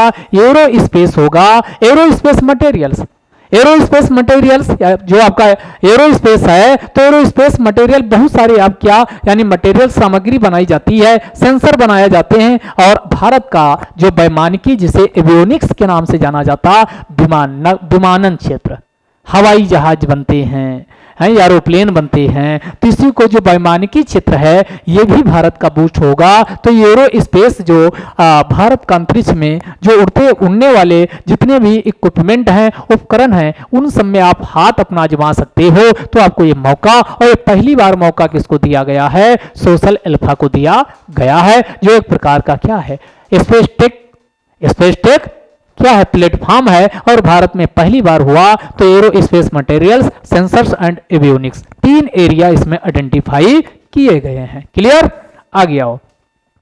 अब यहां पर कुछ ऐसे भी आपके अगर आप प्रॉपर देखते हैं तो अब आज से एक इनोवेशन और हम आपके सामने लेके आए हैं। और इस इनोवेशन का नाम क्या है? जो निबंध आते हैं वहां पर जो कुछ चीजें होती हैं। जैसे इसी पिछले साल पीसीएस में एक निबंध पूछा गया था कि धर्म, जाति व राजनीति का कैसा रिलेशन होता है, तो उसमें निबंध आया था। तो उस बात को अगर आपको लिखना हो तो इसमें आपका ये थॉमस पिकेटी, इसका आप सीधे थॉमस पिकेटी का यहां पर इस्तेमाल कर सकते हैं। थॉमस पिकेटी का कोट है, हिस्ट्री ऑफ द डिस्ट्रीब्यूशन, यानी अर्थव्यवस्था से शुरू करते हैं और साथ में किससे आ जाते हैं, राजनीति पे आ जाते हैं, क्योंकि यहां राजनीति में किसमें बताते हैं, पॉलिटिकल, राजनीतिक। तो कैसे जो अर्थव्यवस्था है इसका संबंध राजनीति से है और राजनीति का कैसे प्रभावित करती है अर्थव्यवस्था को, यानी अर्थव्यवस्था को राजनीति से काट करके आप नहीं देख सकते हैं, और या फिर राजनीतिक जो गतिविधियां हो रही हैं उसको अर्थव्यवस्था से अलग करके नहीं देख सकते। इसी संबंध में थॉमस पिकेटी का एक कोटेशन है और इसका आप जहां जहां आपको उपयोगी लगे वहां वहां इसका इस्तेमाल आप कर सकते हैं। आप कहेंगे क्या कोटेशन है, तो हिस्ट्री ऑफ डिस्ट्रीब्यूशन यानी वितरण का इतिहास, ऑफ वेल्थ यानी धन संपदा का, हैज ऑलवेज बीन डीपली, हमेशा कि डीपली गहराई से किससे संबंधित होता है, पॉलिटिकल से संबंधित होता है, राजनीतिक से संबंधित होता है। धन संपदा, धन दौलत जो है इसका जो वितरण का, किसके पास कितना जाएगा, कितना पहुंचेगा, इसका बंटवारा कैसे होगा, तो धन का, वेल्थ का, संपदा का वितरण का इतिहास गहराई से, गहनता से राजनीतिक से संबंधित है। And it can not be reduced, और इसे कम नहीं किया जा सकता, टू प्योरली, पूरी तरीके से इकोनॉमिक मैकेनिज्म, कितना ही कोशिश आप कर लीजिए इसे आर्थिक मैकेनिज्म यानी इकोनॉमिक मैकेनिज्म के माध्यम से किसी भी कीमत पर इसे कम नहीं किया जा सकता। तो प्रत्येक जो कोई भी चाहे वो अर्थशास्त्री हो या फिर कोई राजनेता हो, उसको इस बात को समझना चाहिए। इसको इसी रिलेशन से आप समझ सकते हो, यानी ये इकोनॉमिक के क्षेत्र में डिस्ट्रीब्यूशन ऑफ वेल्थ को दर्शाता है और ये आर्थिक, ये पॉलिटिकल इकोसिस्टम को दर्शाता है। तो जो ये बीच वाला एरिया है इतना ये डीपली एक दूसरे से कनेक्टेड है कि इसको एक दूसरे से अलग किया ही नहीं जा सकता। यही बात इन्होंने इसमें कहा। तो आप इसका इस्तेमाल आप क्या निबंध में या जहां भी आवश्यकता हो वहां पर कर सकते हो। क्लियर। अब इसी में अब यहां पर कुछ पॉइंट हमने, अभी ये मुद्दा ये सब क्यों आया, ये मुद्दा इसलिए आया क्योंकि जो ईडब्ल्यूएस को इकोनॉमिकली वीकर सेक्शन को 10% का रिजर्वेशन दिया गया, उसको सुप्रीम कोर्ट में चैलेंज किया गया था। तो वहां पर 3-2 के प्रस्ताव यानी से डिसीजन सुप्रीम कोर्ट ने सुनाया और उसी पर एक के बाद फिर आपके स्कॉलर्स, विद्वान जन क्या किए, उसमें अपनी कमेंट करना शुरू किए। तो उसी में आपका यानी अब इसको कुछ हैं जो इसका समर्थन करेंगे, कुछ लोग हैं जो इसको क्या मानेंगे, गलत। तो सुप्रीम कोर्ट ने क्या जो जजमेंट दिया उसी में आपको क्यों आर्थिक आधार पर रिजर्वेशन होना चाहिए या रिजर्वेशन होना क्यों जरूरी है या क्यों नहीं होना चाहिए, इसमें एक सर्वे किया गया। ये सर्वे आप जहां भी आप किसी आरक्षण का समर्थन कर रहे हो, अगर ऐसे आप अब्स्ट्रैक्ट आंसर लिखेंगे और वहां पर कोई आप तथ्य और डेटा नहीं देंगे तो आपका आंसर क्या होगा, बिल्कुल यानी अमूर्त माना जाएगा। तो यहां पर इस रिपोर्ट का आप कई जगह इस्तेमाल इस सर्वे का कर सकते हो। और ये सर्वे कौन है, AIDIS का, इसको आईडिस याद कर लो, AIDIS आईडिस से 2019 में सर्वे हुआ था, लेकिन रिपोर्ट इसकी जो पब्लिश हुई 2021 में हुई। क्योंकि सर्वे होता है फिर डेटा का क्या किया जाता है, उसका डेटा का प्रोसेसिंग होती है, प्रोसेसिंग होने के बाद फिर फाइनल डेटा निकल जाता है। तो 2019 में सर्वे हुआ और 21 में इसकी रिपोर्ट पब्लिश हुई। और जो रिपोर्ट पब्लिश हुई ये आपको अभी चौंकाने वाली है, तो उसकी भी बात हम करने वाले। और आईडी से कौन है, ऑल इंडिया डेप्ट मतलब डेप्ट एंड इन्वेस्टमेंट सर्वे। तो ये आईडिस की फुल फॉर्म है ऑल इंडिया डेप्ट एंड इन्वेस्टमेंट सर्वे, 2019 में हुआ। और ये कब इसकी रिपोर्ट आई, 2021 में आई। और इस रिपोर्ट ने क्या बताया, इस रिपोर्ट ने बताया कि कैसे caste in inequalities in the wealth in India, यानी जो जाति असमानता है, क्या इस सर्वे में जाति असमानता को बताया गया, कैसे भारत में जो धन संपदा है इसमें भी जाति असमानता आपको देखी जा सकती है। इसका मतलब हुआ लोगों के पास जो सुविधाएं हैं, धन दौलत है, इसमें भी जातिवाद अगर देखा जाए तो यहां पर भी कास्टिज्म, जातिवाद का तत्व पाया जाता है। फला जात के पास इसमें जो सर्वे किया गया, अभी उस सर्वे से हम बात करते हैं कि किसके पास कितने संसाधन, कितनी सुविधाएं और कहां तक किस किस की पहुंच है। आज समझे? तो ये आपका जो सर्वे हुआ उसी में ये कहा गया इसमें, और इसमें जो ये डेटा, इसमें किस प्रकार का डेटा कलेक्ट किया गया, तो इसमें डेटा कलेक्ट किया गया फिजिकल एसेट्स का, जो आपको दिखाई देती भौतिक परिसंपत्ति का, जिसमें जमीन हो सकती है, आपके जो गोरू को मतलब जानवर, पशुधन हो, बिल्डिंग, इमारत, घर मकान, एग्रीकल्चरल मशीनरी, आपके पास ट्रैक्टर वोक्टर हैं कि नहीं है, अन्य चीजें, और ट्रांसपोर्ट, परिवहन उपकरण, ये, और साथ में फाइनेंशियल एसेट्स, इसमें वित्तीय परिसंपत्ति में जैसे शेयर खरीद रखे हो, डिपॉजिट्स, और कौन सा amount receivable by the house hold के माध्यम से जो आपको पैसा मिल रहा है वो भी इसमें शामिल किया, यानी सर्वे में ये चीजें शामिल की गई। कहने का मतलब हुआ फिजिकल एसेट्स के साथ साथ फाइनेंशियल एसेट्स को इसमें शामिल किया गया, और शामिल किया गया तो इसमें जो अब डेटा निकल के आया है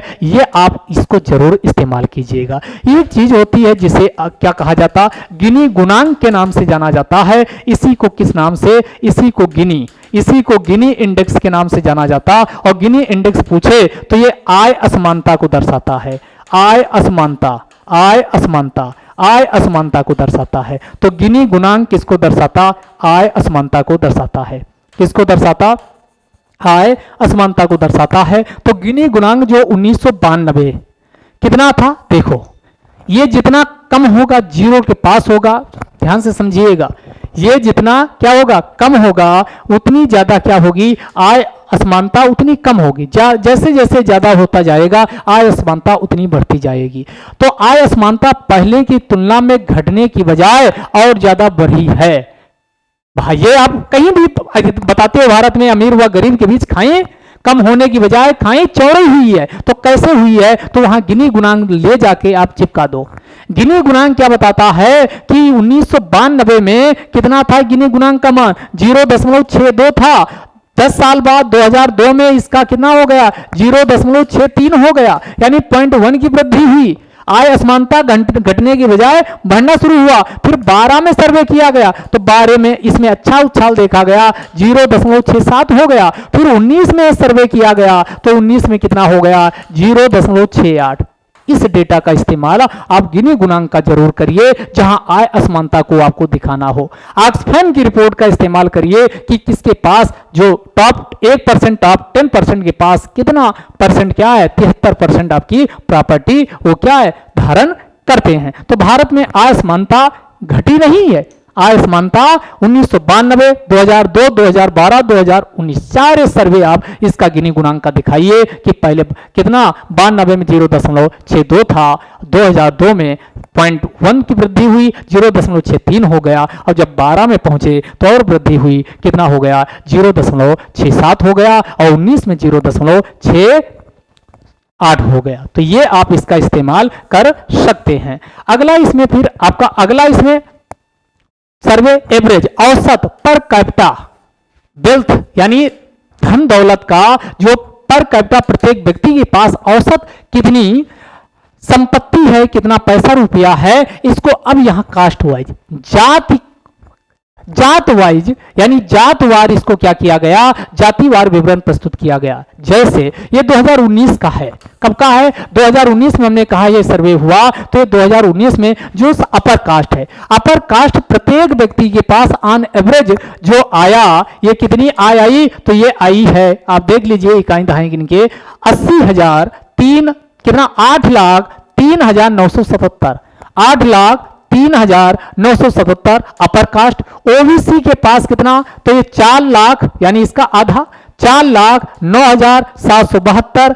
एससी के पास कितना, तो 2 लाख इसका आधा, एससी के पास 2 लाख कितना 2,28,388 यानी एससी मतलब दलित। उसके बाद ट्राइबल जनजाति एसटी, इसके पास कितना, तो 2,32,349 रुपये। यह एवरेज पर कैपिटा इनकम है। यहां से भी देख लीजिए कि जैसे जैसे आप अपर से अपर कास्ट ओबीसी इसके बाद एससी एसटी में आते हैं तो पर कैपिटा जो है वेल्थ ये भी घटती चली जाती है। इसका मतलब जो लोग रिजर्वेशन का विरोध करते हैं उनको गिनी गुणांक और साथ में ये जो आपका सर्वे है इस पे क्या करना चाहिए, ध्यान देना चाहिए, ध्यान देना चाहिए। आपकी राय क्या है तो आप अपना कमेंट बॉक्स में आप अपना, यहाँ जो रिपोर्ट में कहा गया हम यहाँ भी बिल्कुल न्यूट्रल हैं, जो चीज़ें जैसे हैं वो बताने की आपको कोशिश कर रहे हैं, जो सर्वे आया वही सर्वे यहाँ बता रहे हैं। फिर यहाँ अपर कास्ट का वेल्थ दलित से तुलना किया गया तो ये 3 गुना ज़्यादा है, ओबीसी से तुलना किया गया तो ये 2 गुना ज़्यादा है, 2 गुना ज़्यादा है। इसके बाद इसमें अगला, इसी अपर कास्ट के पास 45% कंट्रोल है, तो देश के जितना धन है, वेल्थ है, पूरे देश का धन का 45% अकेले कौन कंट्रोल करता है, किसके पास नियंत्रण में है, तो ये अपर कास्ट के पास है। किसके पास है? 45% किसके पास है? अपर कास्ट के पास है। ओबीसी के पास कितना है? 40% है। तो देखो विषमता आप देख लीजिए जाति वाइज, 45% पूरा जितना संसाधन है उसका कंट्रोल किसके पास है? जनरल अपर कास्ट के पास है। ओबीसी के पास 40% है, दलित के पास 10% है, दलित के पास 10% है, और जो जनजाति है, आदिवासी हैं, इनके पास मात्र 5% है। जो लोग कहते हैं भारत से जाति को, यानी जाति पे बात ही नहीं होनी चाहिए, तो जाति के आधार पर यहां आर्थिक आधारों पर देखिए कितनी विषमता आज भी क्या है? विद्यमान है। कितनी विषमता आज भी इसमें क्या विद्यमान है? अगला है ratio of private wealth. Ratio of private wealth to the national income, यानी जो लोगों के पास खुद की धन दौलत, लोगों के पास खुद की जो धन दौलत थी, लोगों के पास खुद की धन दौलत पहले की तुलना में बहुत ज्यादा उछाल देखा गया। जब हम 1980 में देखते थे तो ये कितना 290% की दर से वृद्धि कर रहा था। 1980 में 290% की वृद्धि से ये लोगों की निजी धन दौलत संपदा बढ़ी, लेकिन जब हम 2020 में पहुंचते हैं तो ये 555% इसमें उछाल देखा गया। 1-2% नहीं, 555% क्या देखा गया? उछाल देखा गया। तो यहां पर भी आप देख सकते हैं कि कितनी विषमता व्याप्त है, कितनी विषमता व्याप्त है। और ये जो रिपोर्ट है, अभी लास्ट वाला जो पॉइंट हमने बताया, ये वर्ल्ड इन इक्वलिटी रिपोर्ट 2022 की है। वर्ल्ड इन इक्वलिटी रिपोर्ट 2022 की है। तो हमने कहा 1980 में कितने % की उछाल देखा गया, निजी संपत्ति में वृद्धि कितनी हो रही थी? 290% हो रही थी। लेकिन जब हम 2020 में आते हैं तो 2020 में जो ये रिपोर्ट आई, ये अभी रिपोर्ट जिसका नाम लिए थी वर्ल्ड इन इक्वलिटी रिपोर्ट, उसमें कहा गया 555% की वृद्धि होती है। तो ये अगला टॉपिक, इन पॉइंटों को आप कई जगह क्या कर सकते हैं? इस्तेमाल कर सकते हैं। अगला टॉपिक इलेक्शन। इलेक्शन आपने देखा अभी हिमाचल प्रदेश में हुए, गुजरात में हुए, और दिल्ली में कौन हुए? दिल्ली में एमसीडी के हुए, एमसीडी के हुए। तो ये आपके इलेक्शन, तो इसी में ध्यान से समझिएगा।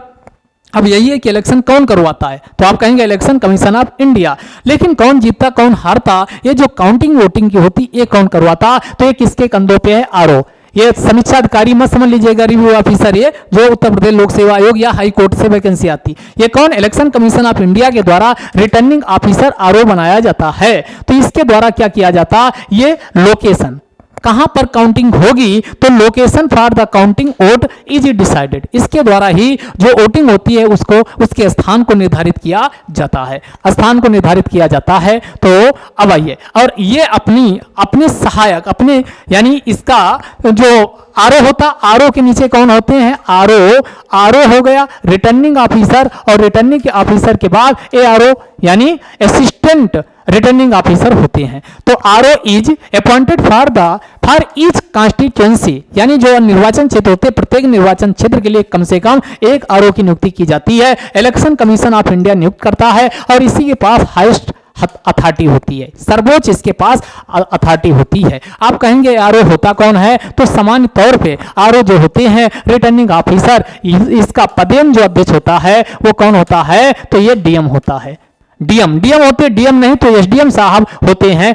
खासकर अगर जब लोकसभा की बात आती है तो उसका जो रिटर्निंग ऑफिसर बनाया जाता है वो डीएम साहब को बनाया जाता है, लेकिन जब विधानसभा की बात आती है तो इसमें जो आरओ यानी रिटर्निंग ऑफिसर होता है ये कौन बनाया जाता, ये बनाया जाता है एसडीएम साहब को।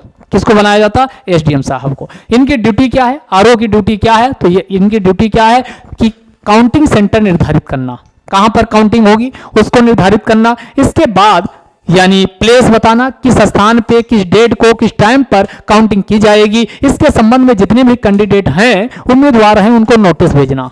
उनको क्या? उनको नोटिस भेजना, ये इसका काम होता है। इसके अलावा to appoint and train counting staff, इनके पास आरओ का काम होता, जो इनके पास स्टाफ मिला है, इनके पास स्टाफ है, उस स्टाफ को काउंटिंग के संबंध में क्या करना? ट्रेन करना और स्टाफ की नियुक्ति करना। और लास्ट में to count the votes and declare the result, और रिटर्निंग ऑफिसर के जो सहायक होते हैं काउंट डाउन करते हैं, और काउंट होने के बाद वोट की काउंटिंग करके फिर बताते हैं कौन जीत रहा कौन हार रहा, फिर रिटर्निंग ऑफिसर के द्वारा रिजल्ट डिक्लेयर किया जाता है। तो ये प्रोसेस होता है। तो चूंकि ये चर्चा में था तो हमने यहां पर बताने की कोशिश की। अब लास्ट में they are the final authority, जो रिटर्निंग ऑफिसर होगा इसी के पास क्या होती है? फाइनल अथॉरिटी होती है in the matter of vote counting, vote counting के मामले में। In an election the election commission also appoints ARO, यानी इलेक्शन कमीशन ऑफ इंडिया के द्वारा एआरओ की भी नियुक्ति की जाती, ताकि किसी भी तरीके से जो रिटर्निंग ऑफिसर है इसको किसी भी तरीके से अपने ड्यूटी को निभाने में कोई दिक्कत, कोई मुश्किलात का सामना ना करना पड़े। क्लियर? तो ये अगला टॉपिक है जो इस समय चर्चा पर चर्चा में बना हुआ, वो हमने आपको बताने की कोशिश की। अगला NJSC national judicial appointment commission, ये अभी चर्चा में क्यों आ गया? क्योंकि जो उपराष्ट्रपति जगदीप धनखड़ साहब हैं, इन्होंने क्या कहा? कमेंट किया, और जब ये कमेंट किया इस पर तो ये फिर से डिबेट का मुद्दा बन गया। तो ये 99 अमेंडमेंट 99वां संविधान संशोधन जो हुआ था, जो न्यायाधीशों की नियुक्ति वर्तमान समय जो कॉलेजियम सिस्टम से हो रही, इसी के स्थान पे NJSC national judicial appointment commission, जिसे हिंदी में राष्ट्रीय न्यायिक नियुक्ति आयोग के माध्यम से किए जाने की बात को स्वीकार किया गया था। तो ये आपका था। पूछा जा सकता 99 कॉन्स्टिट्यूशनल अमेंडमेंट का संबंध किससे है? तो ये अभी चर्चा में क्यों आया? क्योंकि जो उपराष्ट्रपति है Jagdeep Dhankhar recently commented on the ongoing heated debate between the central government and supreme court the matter of judicial appointment. तो ये न्यायिक नियुक्तियों को लेकर के, तो ये आखिरकार जो ये 99वां संविधान संशोधन किया गया था, ये कॉलेजियम के स्थान पे आया था। ये पहले समझ लीजिए।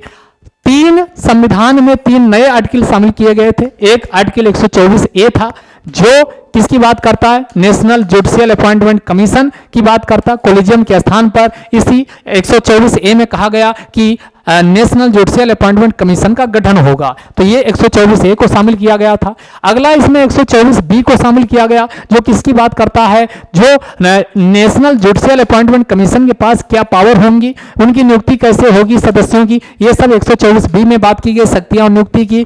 124C किसकी बात करता है? तो 124C कहता है कि अगर इसमें एनजेएससी में कोई भी परिवर्तन लाना है, इसके कार्यों को लेकर के, या इसके कार्य किस प्रकार होने चाहिए, इन सब का विनियमन करने की पावर भारत की पार्लियामेंट के पास है।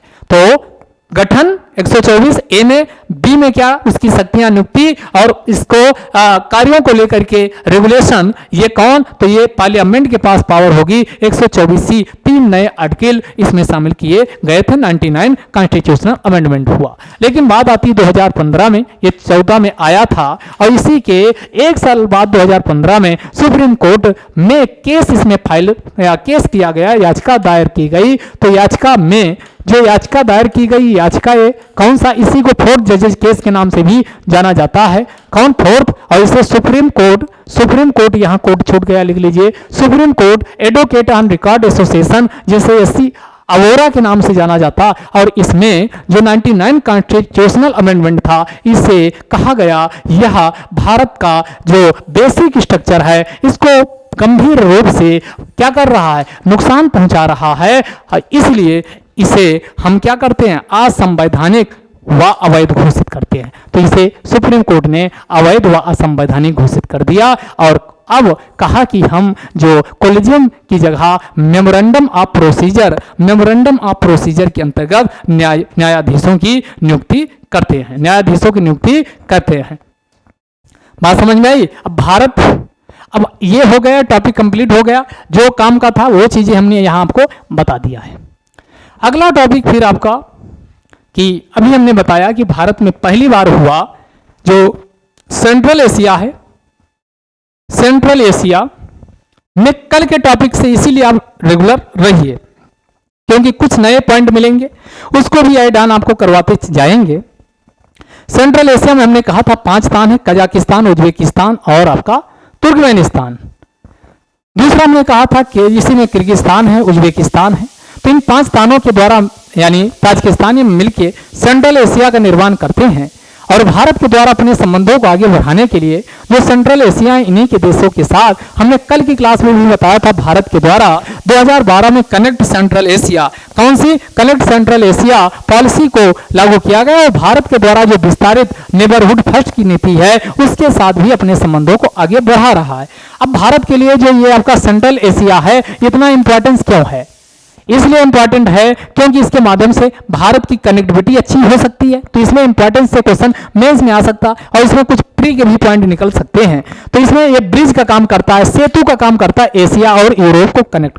भारत इसके माध्यम से सेंट्रल एशिया और सेंट्रल एशिया से सीधे कहां पहुंच सकता है? यूरोप के बाजारों में, तो एक सेतु का काम करता है, इसलिए भारत के लिए इंपॉर्टेंट है। इसके अलावा जो आप देख रहे हो कि जो फंडामेंटलिज्म बहुत ज्यादा, कट्टरपंथ बहुत ज्यादा बढ़ता जा रहा, तो इसके माध्यम से अफगानिस्तान या जो मध्य पूर्व एशिया है वहां पर कट्टरपंथ जो बढ़ता है उससे भी भारत निपट सकता है और ऐसे में शांति और स्थिरता सेंट्रल एशिया में स्थापित की जा सकती, इसलिए इंपॉर्टेंट है। इसके अलावा जो आतंकवादी गतिविधियां या नॉन स्टेट एक्टर जिसे कहा जाता, गैर प्रायोजित, गैर कारक कर्ता, गैर, इसे क्या कहा जाता? गैर राज्यकर्ता, यानी किसी राज्य के जो सरकार है उसके अलावा अन्य जो एक्टर होते हैं वो दूसरे देशों में जब किसी भी प्रकार की असामाजिक गतिविधि को अंजाम देते हैं, उपद्रवी गतिविधि या घुस करके कोई आतंकवादी गतिविधियां बढ़ाते हैं, तो इसी को नॉन स्टेट एक्टर कहा जाता है, तो उनसे भी निपटा जा सकता है। इसके अलावा अब यहाँ पर और समझ लीजिए 2 एग्रीमेंट। इसके अलावा भारत की जो सॉफ्ट पावर है, सॉफ्ट पावर का भी भारत इस्तेमाल कर सकता है और दूसरा सबसे इंपॉर्टेंट है सिल्क रूट। ये पहले भारत का जो कल्चरल रिलेशन को भी भारत इसके माध्यम से आगे बढ़ा सकता है क्योंकि सिल्क रूट से रास्ता भारत से होकर गुजरता था, जो आज चाइना इसको आगे बढ़ा रहा। उससे भी ज्यादा है जो कनेक्टिविटी हमने बताया, ये किसके? तो ये IN यानी इंटरनेशनल नॉर्थ साउथ ट्रांसपोर्ट जो आपका व्यापार को और कनेक्टिविटी के लिए, व्यापार और कनेक्टिविटी के लिए इंटरनेशनल नॉर्थ साउथ ट्रांसपोर्ट जो कॉरिडोर गुजर रहा है, ये भी इसमें क्या हो सकता? इसका भारत फायदा उठा सकता है। इसके अलावा भारत के लिए एक भारत के एज ए कंज्यूमर मार्केट भी भारत देखता है, जैसे सिक्योरिटी भारत ऊर्जा के क्षेत्र में सिक्योर हो सकता और इसीलिए भारत के द्वारा तापी में 4 देश हैं यानी तुर्कमेनिस्तान, ईरान, पाकिस्तान और इंडिया, इनके माध्यम से गैस पाइपलाइन की बात हो रही और एक है IPI में ईरान है, पाकिस्तान है और इंडिया, इससे होके पाइपलाइन गुजर अगर ये सक्सेसफुल गुजर आती है तो भारत इसके माध्यम से क्या अपनी ऊर्जा जरूरतों को भी पूरा कर सकता है। इसके अलावा counter balancing China's belligerent attitude, जो चाइना का जिद्दीपन रवैया होता है, तो ये जिद्दीपन रवैये से भी क्या यानी इसको बैलेंस किया जा सकता है। इसके अलावा असगाबाद एग्रीमेंट जो हुआ उसका भी भारत इसके माध्यम से फायदा उठा पाएगा। तो ये इतने फैक्टर हैं जिसकी वजह से भारत सेंट्रल एशिया को प्रमुख रूप से यानी जोर दे रहा है, अपनी फोकस एरिया में रखा है। भारत की कनेक्ट सेंट्रल एशिया 2012 में नीति आई और इसमें 4C पे बल दिया गया। 1C का मतलब कनेक्टिविटी, 1 का मतलब कॉमर्स, 1 का मतलब कॉन्टेक्ट और 1 कैपेसिटी बिल्डिंग। तो 4C के कॉन्सेप्ट को भारत 2012 से आगे बढ़ा रहा है। इसके अलावा जो आपका बताए थे इंटरनेशनल, ये कौन सा? ये ध्यान दीजिएगा, international north south transport corridor जो गुजरेगा, एक प्रकार का मल्टी मोड नेटवर्क है। मल्टी मोड उसे कहा जाता है जो रेल यानी थल से, शिप, जहाज, पानी के द्वारा, रेल, रोड, तीनों के माध्यम से इसमें कनेक्ट करने की बात की गई है। और ये समझौता जो है ये इंडिया है, ईरान है, अफगानिस्तान है, अर्मीनिया है, अजरबैजान है, इसमें रशिया शामिल है, साथ में पूरे के पूरे सेंट्रल एशिया के 5 और यूरोप तक ये जो कॉरिडोर है ये गुजरने वाला है। तो इसका भी अलग से क्वेश्चन आपका भी आ चुका है यूपीएससी में, तो आप देखेंगे। इसके अलावा असगाबाद एग्रीमेंट हुआ, जो असगाबाद एग्रीमेंट हुआ ये मल्टी मॉडल ट्रांसपोर्ट एग्रीमेंट ये भी है, और यह इंडिया देश, याद रखिए India Iran Oman, India Iran Oman. और यहां आपका जो ध्यान दीजिएगा, जैसे आपका एक फार्मूला और बता रहे हैं, जैसे आप लिखते हो अराल सी, ये अराल सागर में कौन से देश हैं, अराल सागर, ठीक, अराल सागर। तो ये 3 देशों का एक क्रम भी आप याद कर लो, वैसे इसका शॉर्टकट अराल सागर के देश बताना हो तो काउ होता है, यानी कजाकिस्तान उज्बेकिस्तान के बीच में कौन, अराल सागर है। एक फैक्ट यहां आपको याद हो गया। दूसरा यानी कौन, ये इंग्लिश का लिखिए कूट, इन 3 देशों का ऐसे 3 देश फैले हैं ऐसे। तो ऊपर वाला ये कजाकिस्तान है, बीच वाला उज्बेकिस्तान है, और नीचे वाला ये तुर्कमेनिस्तान है। तो यहां पर कौन, तुर्कमेनिस्तान है। तो ये कजाकिस्तान को हटा दीजिए, तो यहां तुर्कमेनिस्तान इसमें शामिल है, और ये आपका उज्बेकिस्तान, उज्बेकिस्तान तुर्कमेनिस्तान। तो ये किनके किनके बीच है, असगाबाद एग्रीमेंट। तो हमने कहा कौन, इंडिया है, ईरान है, ओमान है, इंडिया ईरान ओमान, और साथ में कौन हो गया, ये तुर्कमेनिस्तान और उज्बेकिस्तान, इनके बीच हुआ है। और इसके माध्यम से इंटरनेशनल ट्रांसपोर्ट यानी अंतरराष्ट्रीय परिवहन और पारगमन यानी ट्रांजिट कॉरिडोर ये विकसित किया जा रहा, जिसके माध्यम से वस्तुओं का, किसका, वस्तुओं का परिवहन सुनिश्चित किया जाएगा, किसके बीच, तो इनका यानी बिटवीन किसके बीच, Central Asia and Persian Gulf, जिसे गल्फ के देश के नाम से जाना जाता है। जो देश हमने बताया ये गल्फ के ही देश है, ओमान, ईरान, ओमान। तो ये आपका, और साथ में 2 आपके सेंट्रल एशिया। तो सेंट्रल एशिया भारत और आपका एशिया, सेंट्रल एशिया भारत और गल्फ, इन देशों में जो वस्तुएं आसानी से भारत से आ जा सकेंगी, और इनमें परिवहन, वस्तुओं का परिवहन और पारगमन आसानी से हो सकेगा। Transportation of goods and transit of goods आसानी से किया जा सकेगा। तो प्रीलिम्स के लिए भी इंपॉर्टेंट है, आपका पूछा जा सकता है। अगला ये चर्चा में काफी शब्द था, ब्रेन फॉग। आप कहेंगे ब्रेन माने होता है मस्तिष्क, दिमाग, और ये फॉग माने दिमाग में भी क्या कोहरा जमा होता है, फॉग माने कोहरा, जी हाँ, दिमाग में भी कोहरा जमा होता है। तो दिमाग वाला कोहरा कौन होता है, तो दिमाग में जब कोहरा जमा हो जाए, जब आपको कुछ भी याद ना रहे, सब कुछ भूलना शुरू कर दो, और दिमाग काम बंद कर दे, तो उसी को कहते हैं ब्रेन फॉग। कंफ्यूजन की स्थिति, फॉरगेटफुलनेस, भुलक्कड़पन, आपको हर चीज भूलने लगो, एंड लैक ऑफ फोकस, और कहीं अपना ध्यान केंद्रित न कर पाओ, एंड मेंटल क्लियरिटी, और मानसिक स्पष्टता, ये सब जब गायब हो जाती है तो इसी को किस नाम से जाना जाता, ब्रेन फॉग के नाम से जाना जाता। होता क्यों है, होता अगर आपकी एज, आप बुजुर्ग होते जा रहे हो, वृद्धावस्था में पहुंच गए, तो स्वाभाविक है, होगा ही होगा, तो ओल्ड एज। दूसरा ओवर वर्किंग, जब बहुत ज्यादा आप कोई कार्य करते हो, रात दिन किसी काम में लगे रहते हो, तब भी ये समस्या उत्पन्न होती, ओवर वर्किंग, कार्य का अत्यधिक बोझ की वजह से। अगर प्रॉपर नहीं नींद लेते हो, लैक ऑफ स्लीप, प्रॉपर नहीं सोते हो, तब भी आपका ब्रेन डॉग बोल दिए कौन, ब्रेन फॉग उत्पन्न हो सकता है। तो प्रॉपर नींद लीजिए, नहीं नींद लोगे तब, और स्ट्रेस तनाव में भी रहोगे तब भी आप ब्रेन फॉग की ओर आप जाओगे। इसके अलावा और क्या हो सकता, तो कंप्यूटर, बहुत ज्यादा समय आप इलेक्ट्रॉनिक्स जो गैजेट्स है उस पर बिताओगे, कंप्यूटर, मोबाइल है, ऑनलाइन उसमें लगे हो रात दिन, बहुत ज्यादा अगर उस पर लगे रहोगे तब भी आपका ब्रेन फॉग उत्पन्न हो सकता है। तो इसके फैक्टर ब्रेन फॉग कभी भी आपका ये क्वेश्चन घुमाया जा सकता है। सीधे अगले क्वेश्चन की ओर चलते हैं। अगला अब आपका लास्ट में क्या होता है, रैपिड फायर वाले क्वेश्चन टाइप होते हैं। तो अभी कौन, तो ये ग्लोबल रिपोर्टिंग इनिशिएटिव, जिसे GRI के नाम से जाना जाता, तो GRI अभी इसको क्या किया गया, इसको संशोधित किया गया है, तो ये फिर से चर्चा में बन गई। और ये किसके द्वारा, तो ग्लोबल सस्टेनेबिलिटी स्टैंडर्ड्स बोर्ड के द्वारा, किसके द्वारा, ग्लोबल सस्टेनेबिलिटी स्टैंडर्ड बोर्ड के द्वारा इसको संशोधित किया गया। इसके पहले 2006 में इसको संशोधित किया गया था। आप कहेंगे होती क्या है, तो कुछ नहीं, इसमें क्या किया जाता है कि जो बायोडायवर्सिटी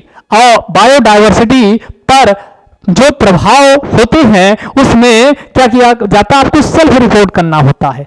आप अपने देश में कौन सी गतिविधियां कर रहे हो और उसका बायोडायवर्सिटी जो उद्योग काला धुआं निकाल रहे हो, तो काला धुआं उद्योगों को अंधाधुंध चला रहे हो, अपने आप जाके एक्सेप्ट करो, अपने आप सेल्फ बताओ कि हम ये इतना कार्बन उत्सर्जित कर रहे हैं। तो इसी को क्या कहा जाता है, इसी को किस नाम से जाना जाता, तो इसी को पीछे जो आप लिखे हो global repository, global reporting initiative, इसी को इसीलिए ग्लोबल रिपोर्टिंग इनिशिएटिव को लाया गया। तो इट विल अलाउज ऑर्गेनाइजेशन या संगठन को अनुमति देगी, क्या देगी, टू सेल्फ रिपोर्ट, स्वयं आके बतावें, रिपोर्ट करें दियर मेजर इंपैक्ट यानी प्रभाव ऑन द बायोडायवर्सिटी, किस पे, जैव विविधता पर, एंड इट्स मैनेजमेंट और उसके प्रबंधन पर। तो ये अभी चर्चा में क्यों बन गया, क्योंकि मॉन्ट्रियल में भी एक और जैसे कॉन्फ्रेंस COP27 का मिस्र में हुआ, वैसे मॉन्ट्रियल में भी एक आपका हुआ जिसे किस नाम से जाना गया, COP15। ये आपका कॉन्फ्रेंस ऑफ पार्टीज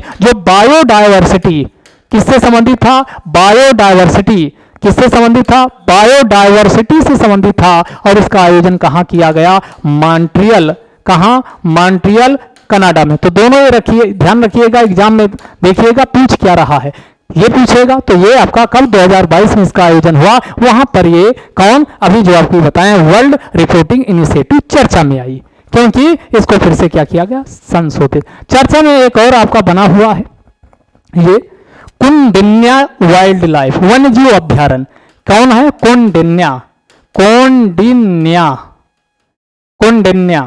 तो ये पूछा जा सकता है ये कौंडिन्या ये कहाँ स्थित है, तो यह आंध्र प्रदेश, मानचित्र से ही लग रहा होगा, पश्चिम बंगाल, उड़ीसा और आंध्र, ये कहाँ, आंध्र प्रदेश। तो ये आंध्र प्रदेश में है और यहां से होकर पलार नदी गुजरती है। पलार की दो सहायक नदियां भी हैं, ये भी ध्यान रखिएगा, इस टाइप के क्वेश्चन आते ही आते हैं। एक है कैडिन्या और दूसरा कैगल, कैडिन्या और कैगल ये क्या है, यहां से होकर गुजरती हैं। कैगल और कैडिन्या इस अभ्यारण्य से होकर गुजरती है। दोनों नदियां कैडिन्या और कैगल ये पलार नदी की सहायक नदियां हैं। और यहां पर एक वाटरफॉल जलप्रपात भी स्थित है जिसे कैगल जलप्रपात, और एक और जलप्रपात है जिसे कल्याण रेबू, किसे, एक जलप्रपात यहां पर स्थित है जिसे कल्याण रेबू के नाम से जाना जाता है, रेबू, कल्याण रेबू के नाम से जाना जाता है। तो इस टाइप के, अब यहां बात करें तो ये है क्या, एलिफेंट रिजर्व है और एकमात्र ऐसा आंध्र प्रदेश का रिजर्व है जहां पर एशियन एलिफेंट पाए जाते हैं। आंध्र प्रदेश के चित्तौड़ जिले में फैला है और यहां पर जो वनस्पति पाई जाती है यह शुष्क पर्णपाती है और जो जहां पर यानी कैसे नुकीले झाड़ियां स्क्रब्स भी पाया जाता है। तो नुकीली झाड़ियों के साथ कौन सी, तो ये शुष्क पर्णपाती वनस्पतियां यहां पर पाई जाती हैं। ये भी क्लियर हो गया। अगला अब रैपिड फायर में आते हैं। टाइम मैगजीन जो रैपिड फायर टाइप के क्वेश्चन है वन लाइनर, तो ये टाइम मैगजीन के द्वारा पर्सन ऑफ द ईयर किसे चुना गया, तो यूक्रेन के राष्ट्रपति कौन है, वोलोडिमिर कौन, जेलेंस्की साहब। तो किसको बना लिया गया, जेलेंस्की को पर्सन ऑफ द ईयर चुन लिया गया है 2022। रशिया यूक्रेन में डटे हुए हैं। अगला दिव्यांग विभाग का गठन करने वाला कौन, भारत का पहला राज्य कौन बन गया, महाराष्ट्र। ये जानकारी महाराष्ट्र के मुख्यमंत्री एकनाथ शिंदे साहब ने दिया और इसके लिए बकायदा 1143 करोड़ रुपए का आवंटन भी किए हैं। अगला भारत के 77 ग्रैंड मास्टर कौन, आदित्य मित्तल साहब बन गए जो मुंबई के रहने वाले हैं और कितने 16 वर्ष की उम्र है इनकी। अगला पेरू की पहली महिला राष्ट्रपति कौन बनी है, तो ये डीना बोलुआर्टे कौन बन गई, इंपॉर्टेंट है, इसको इंपॉर्टेंट लगाइएगा क्योंकि पेरू के इतिहास में पहली बार हुआ कि कोई महिला क्या बनी है, राष्ट्रपति बनी है। तो ये जो डीना बोलुआर्टे हैं पहले से उपराष्ट्रपति थी, अभी महाभियोग की प्रक्रिया से यहाँ पर जो राष्ट्रपति थे ड्रो कस्टिलो को हटाया गया, उनके स्थान पे डीना बोलुआर्टे डाइन बन के आ गई हैं। याद करने के लिए डाइन याद रख लीजिए, कौन आई है, डीना डाइन। तो इसमें डीना बोलुआर्टे ये राष्ट्रपति बन गई और पहली महिला राष्ट्रपति बनी है। अगला वित्तीय सुरक्षा पर EAG पुरस्कार किसे दिया गया, ये बैंक ऑफ बड़ौदा, किसको दिया गया, बैंक ऑफ बड़ौदा बैंक को दे दिया गया है। ये जानकारी 10 अक्टूबर 2022 को जो सोची रूस में कौन वित्तीय सुरक्षा पर इंटरनेशनल ओलंपियाड हुआ था, वहां पर अभी बैंक ऑफ बड़ौदा को प्राप्त हुआ, तो ये जानकारी प्राप्त हुई है। अगला नाबार्ड के नए अध्यक्ष कौन बनाए गए? तो नाबार्ड के नए अध्यक्ष केवी साजी को बना दिया गया। नाबार्ड की फुल फॉर्म पूछे, national bank for agricultural and rural development है। और नाबार्ड की स्थापना पूछे तो 12 जुलाई 1982 को कौन सी समिति बनी थी? तो सीयू रमन। कौन सी समिति? सीयू रमन समिति की सिफारिश पर इसकी स्थापना होती है। इसका हेडक्वार्टर्स पूछा जाए तो कहाँ है? मुंबई है। अगला, एशिया के पहले ड्रोन डिलीवरी हब का अनावरण कहाँ किया गया? ये फिर इंपॉर्टेंट है, मेघालय में, और नाम इसका टेक ईगल दिया गया, जो दवा, नमूने की जांच, वैक्सीन इत्यादि की सप्लाई करेगा। अगला, फोर्ब्स एशिया के सबसे उदार की फिलंथ्रोपिस्ट की लिस्ट जारी की गई। तो एशिया में जो सबसे उदार भारत के इसमें बने हैं गौतम अडानी, लगभग 60,000 करोड़ रुपए इन्होंने क्या किए? दान किए। तो ये नंबर 1 पे गौतम अडानी है, नंबर 2 पे शिव नडार और नंबर 3 पे अशोक सूता बने हुए हैं। अगला, कोलंबिया में आयोजित विश्व चैंपियनशिप में मीराबाई चानू, ये नाम इंपॉर्टेंट है, मीराबाई चानू ने रजत पदक जीत लिया। और ये कहां हुआ था? बगोटा। कहां? कोलंबिया के बगोटा में विश्व भारोत्तोलन जो प्रतियोगिता हुई उसमें इनके द्वारा 49 किलोग्राम की कैटेगरी में ये उपलब्धि हासिल की गई, जिसमें इन्होंने कौन? तो ये 200 किलोग्राम के अंतर्गत 87 स्नैच और 113 क्लीन व जर्क में ये आपकी उपलब्धि हासिल की है। पहला ये किसको कौन जीती कौन है, यानी गोल्ड किसको मिला? तो गोल्ड मिला है ये चाइना की जियांग हुआ को ये प्राप्त हुआ। अगला, बीबीसी के द्वारा 100 प्रभावशाली महिला में किसको? तो ये कौन कौन महिला? प्रियंका चोपड़ा, शीर्षा बांदला, गीतांजलि श्री और स्नेहा जवाले को शामिल कर लिया गया है। अगला है दिवाली पावर ऑफ वन पुरस्कार, ये इसे ऑस्कर ऑफ डिप्लोमेसी के नाम से भी जाना जाता है। किसको किसको दिया गया? तो नाम ध्यान रखिएगा, जॉर्जिया के कौन है? इमनादजे, और उसके बाद ग्रेनाडा के कीसा मैकगायर, बुल्गारिया के जॉर्जी बेलिकोवो पनायोटो और बेनिन के जीन क्लाउड डो रेगो को दिया गया। और यूएसए के एलियट लांस इसमें शामिल हैं। अगला है फीफा वर्ल्ड कप 2022, इसका कहां हो रहा? तो एक कतर दोहा में हो रहा है। इसका मस्कट पूछे तो हमने क्या बताया था? मस्कट लाइव है, लाइव जिसका बेस्ट स्किल प्लेयर अर्थ होता है। और इसका जो समापन है 18 दिसंबर को होगा और लुसाइल स्टेडियम में फाइनल इसका होगा, जो ट्रॉफी दी जाएगी। इस ट्रॉफी का अनावरण कौन करेंगी? देविका पादुकोण, और ये पहली महिला बनेंगी। यह कौन? ये इस प्रकार विश्व की पहली महिला एक्टर बनेंगी जो ऐसा कारनामा करने का खिताब इनको प्राप्त होगा। तो आज का ये वीडियो यही समाप्त करते हैं, कल फिर मिलेंगे, तब तक के लिए जय हिंद जय भारत।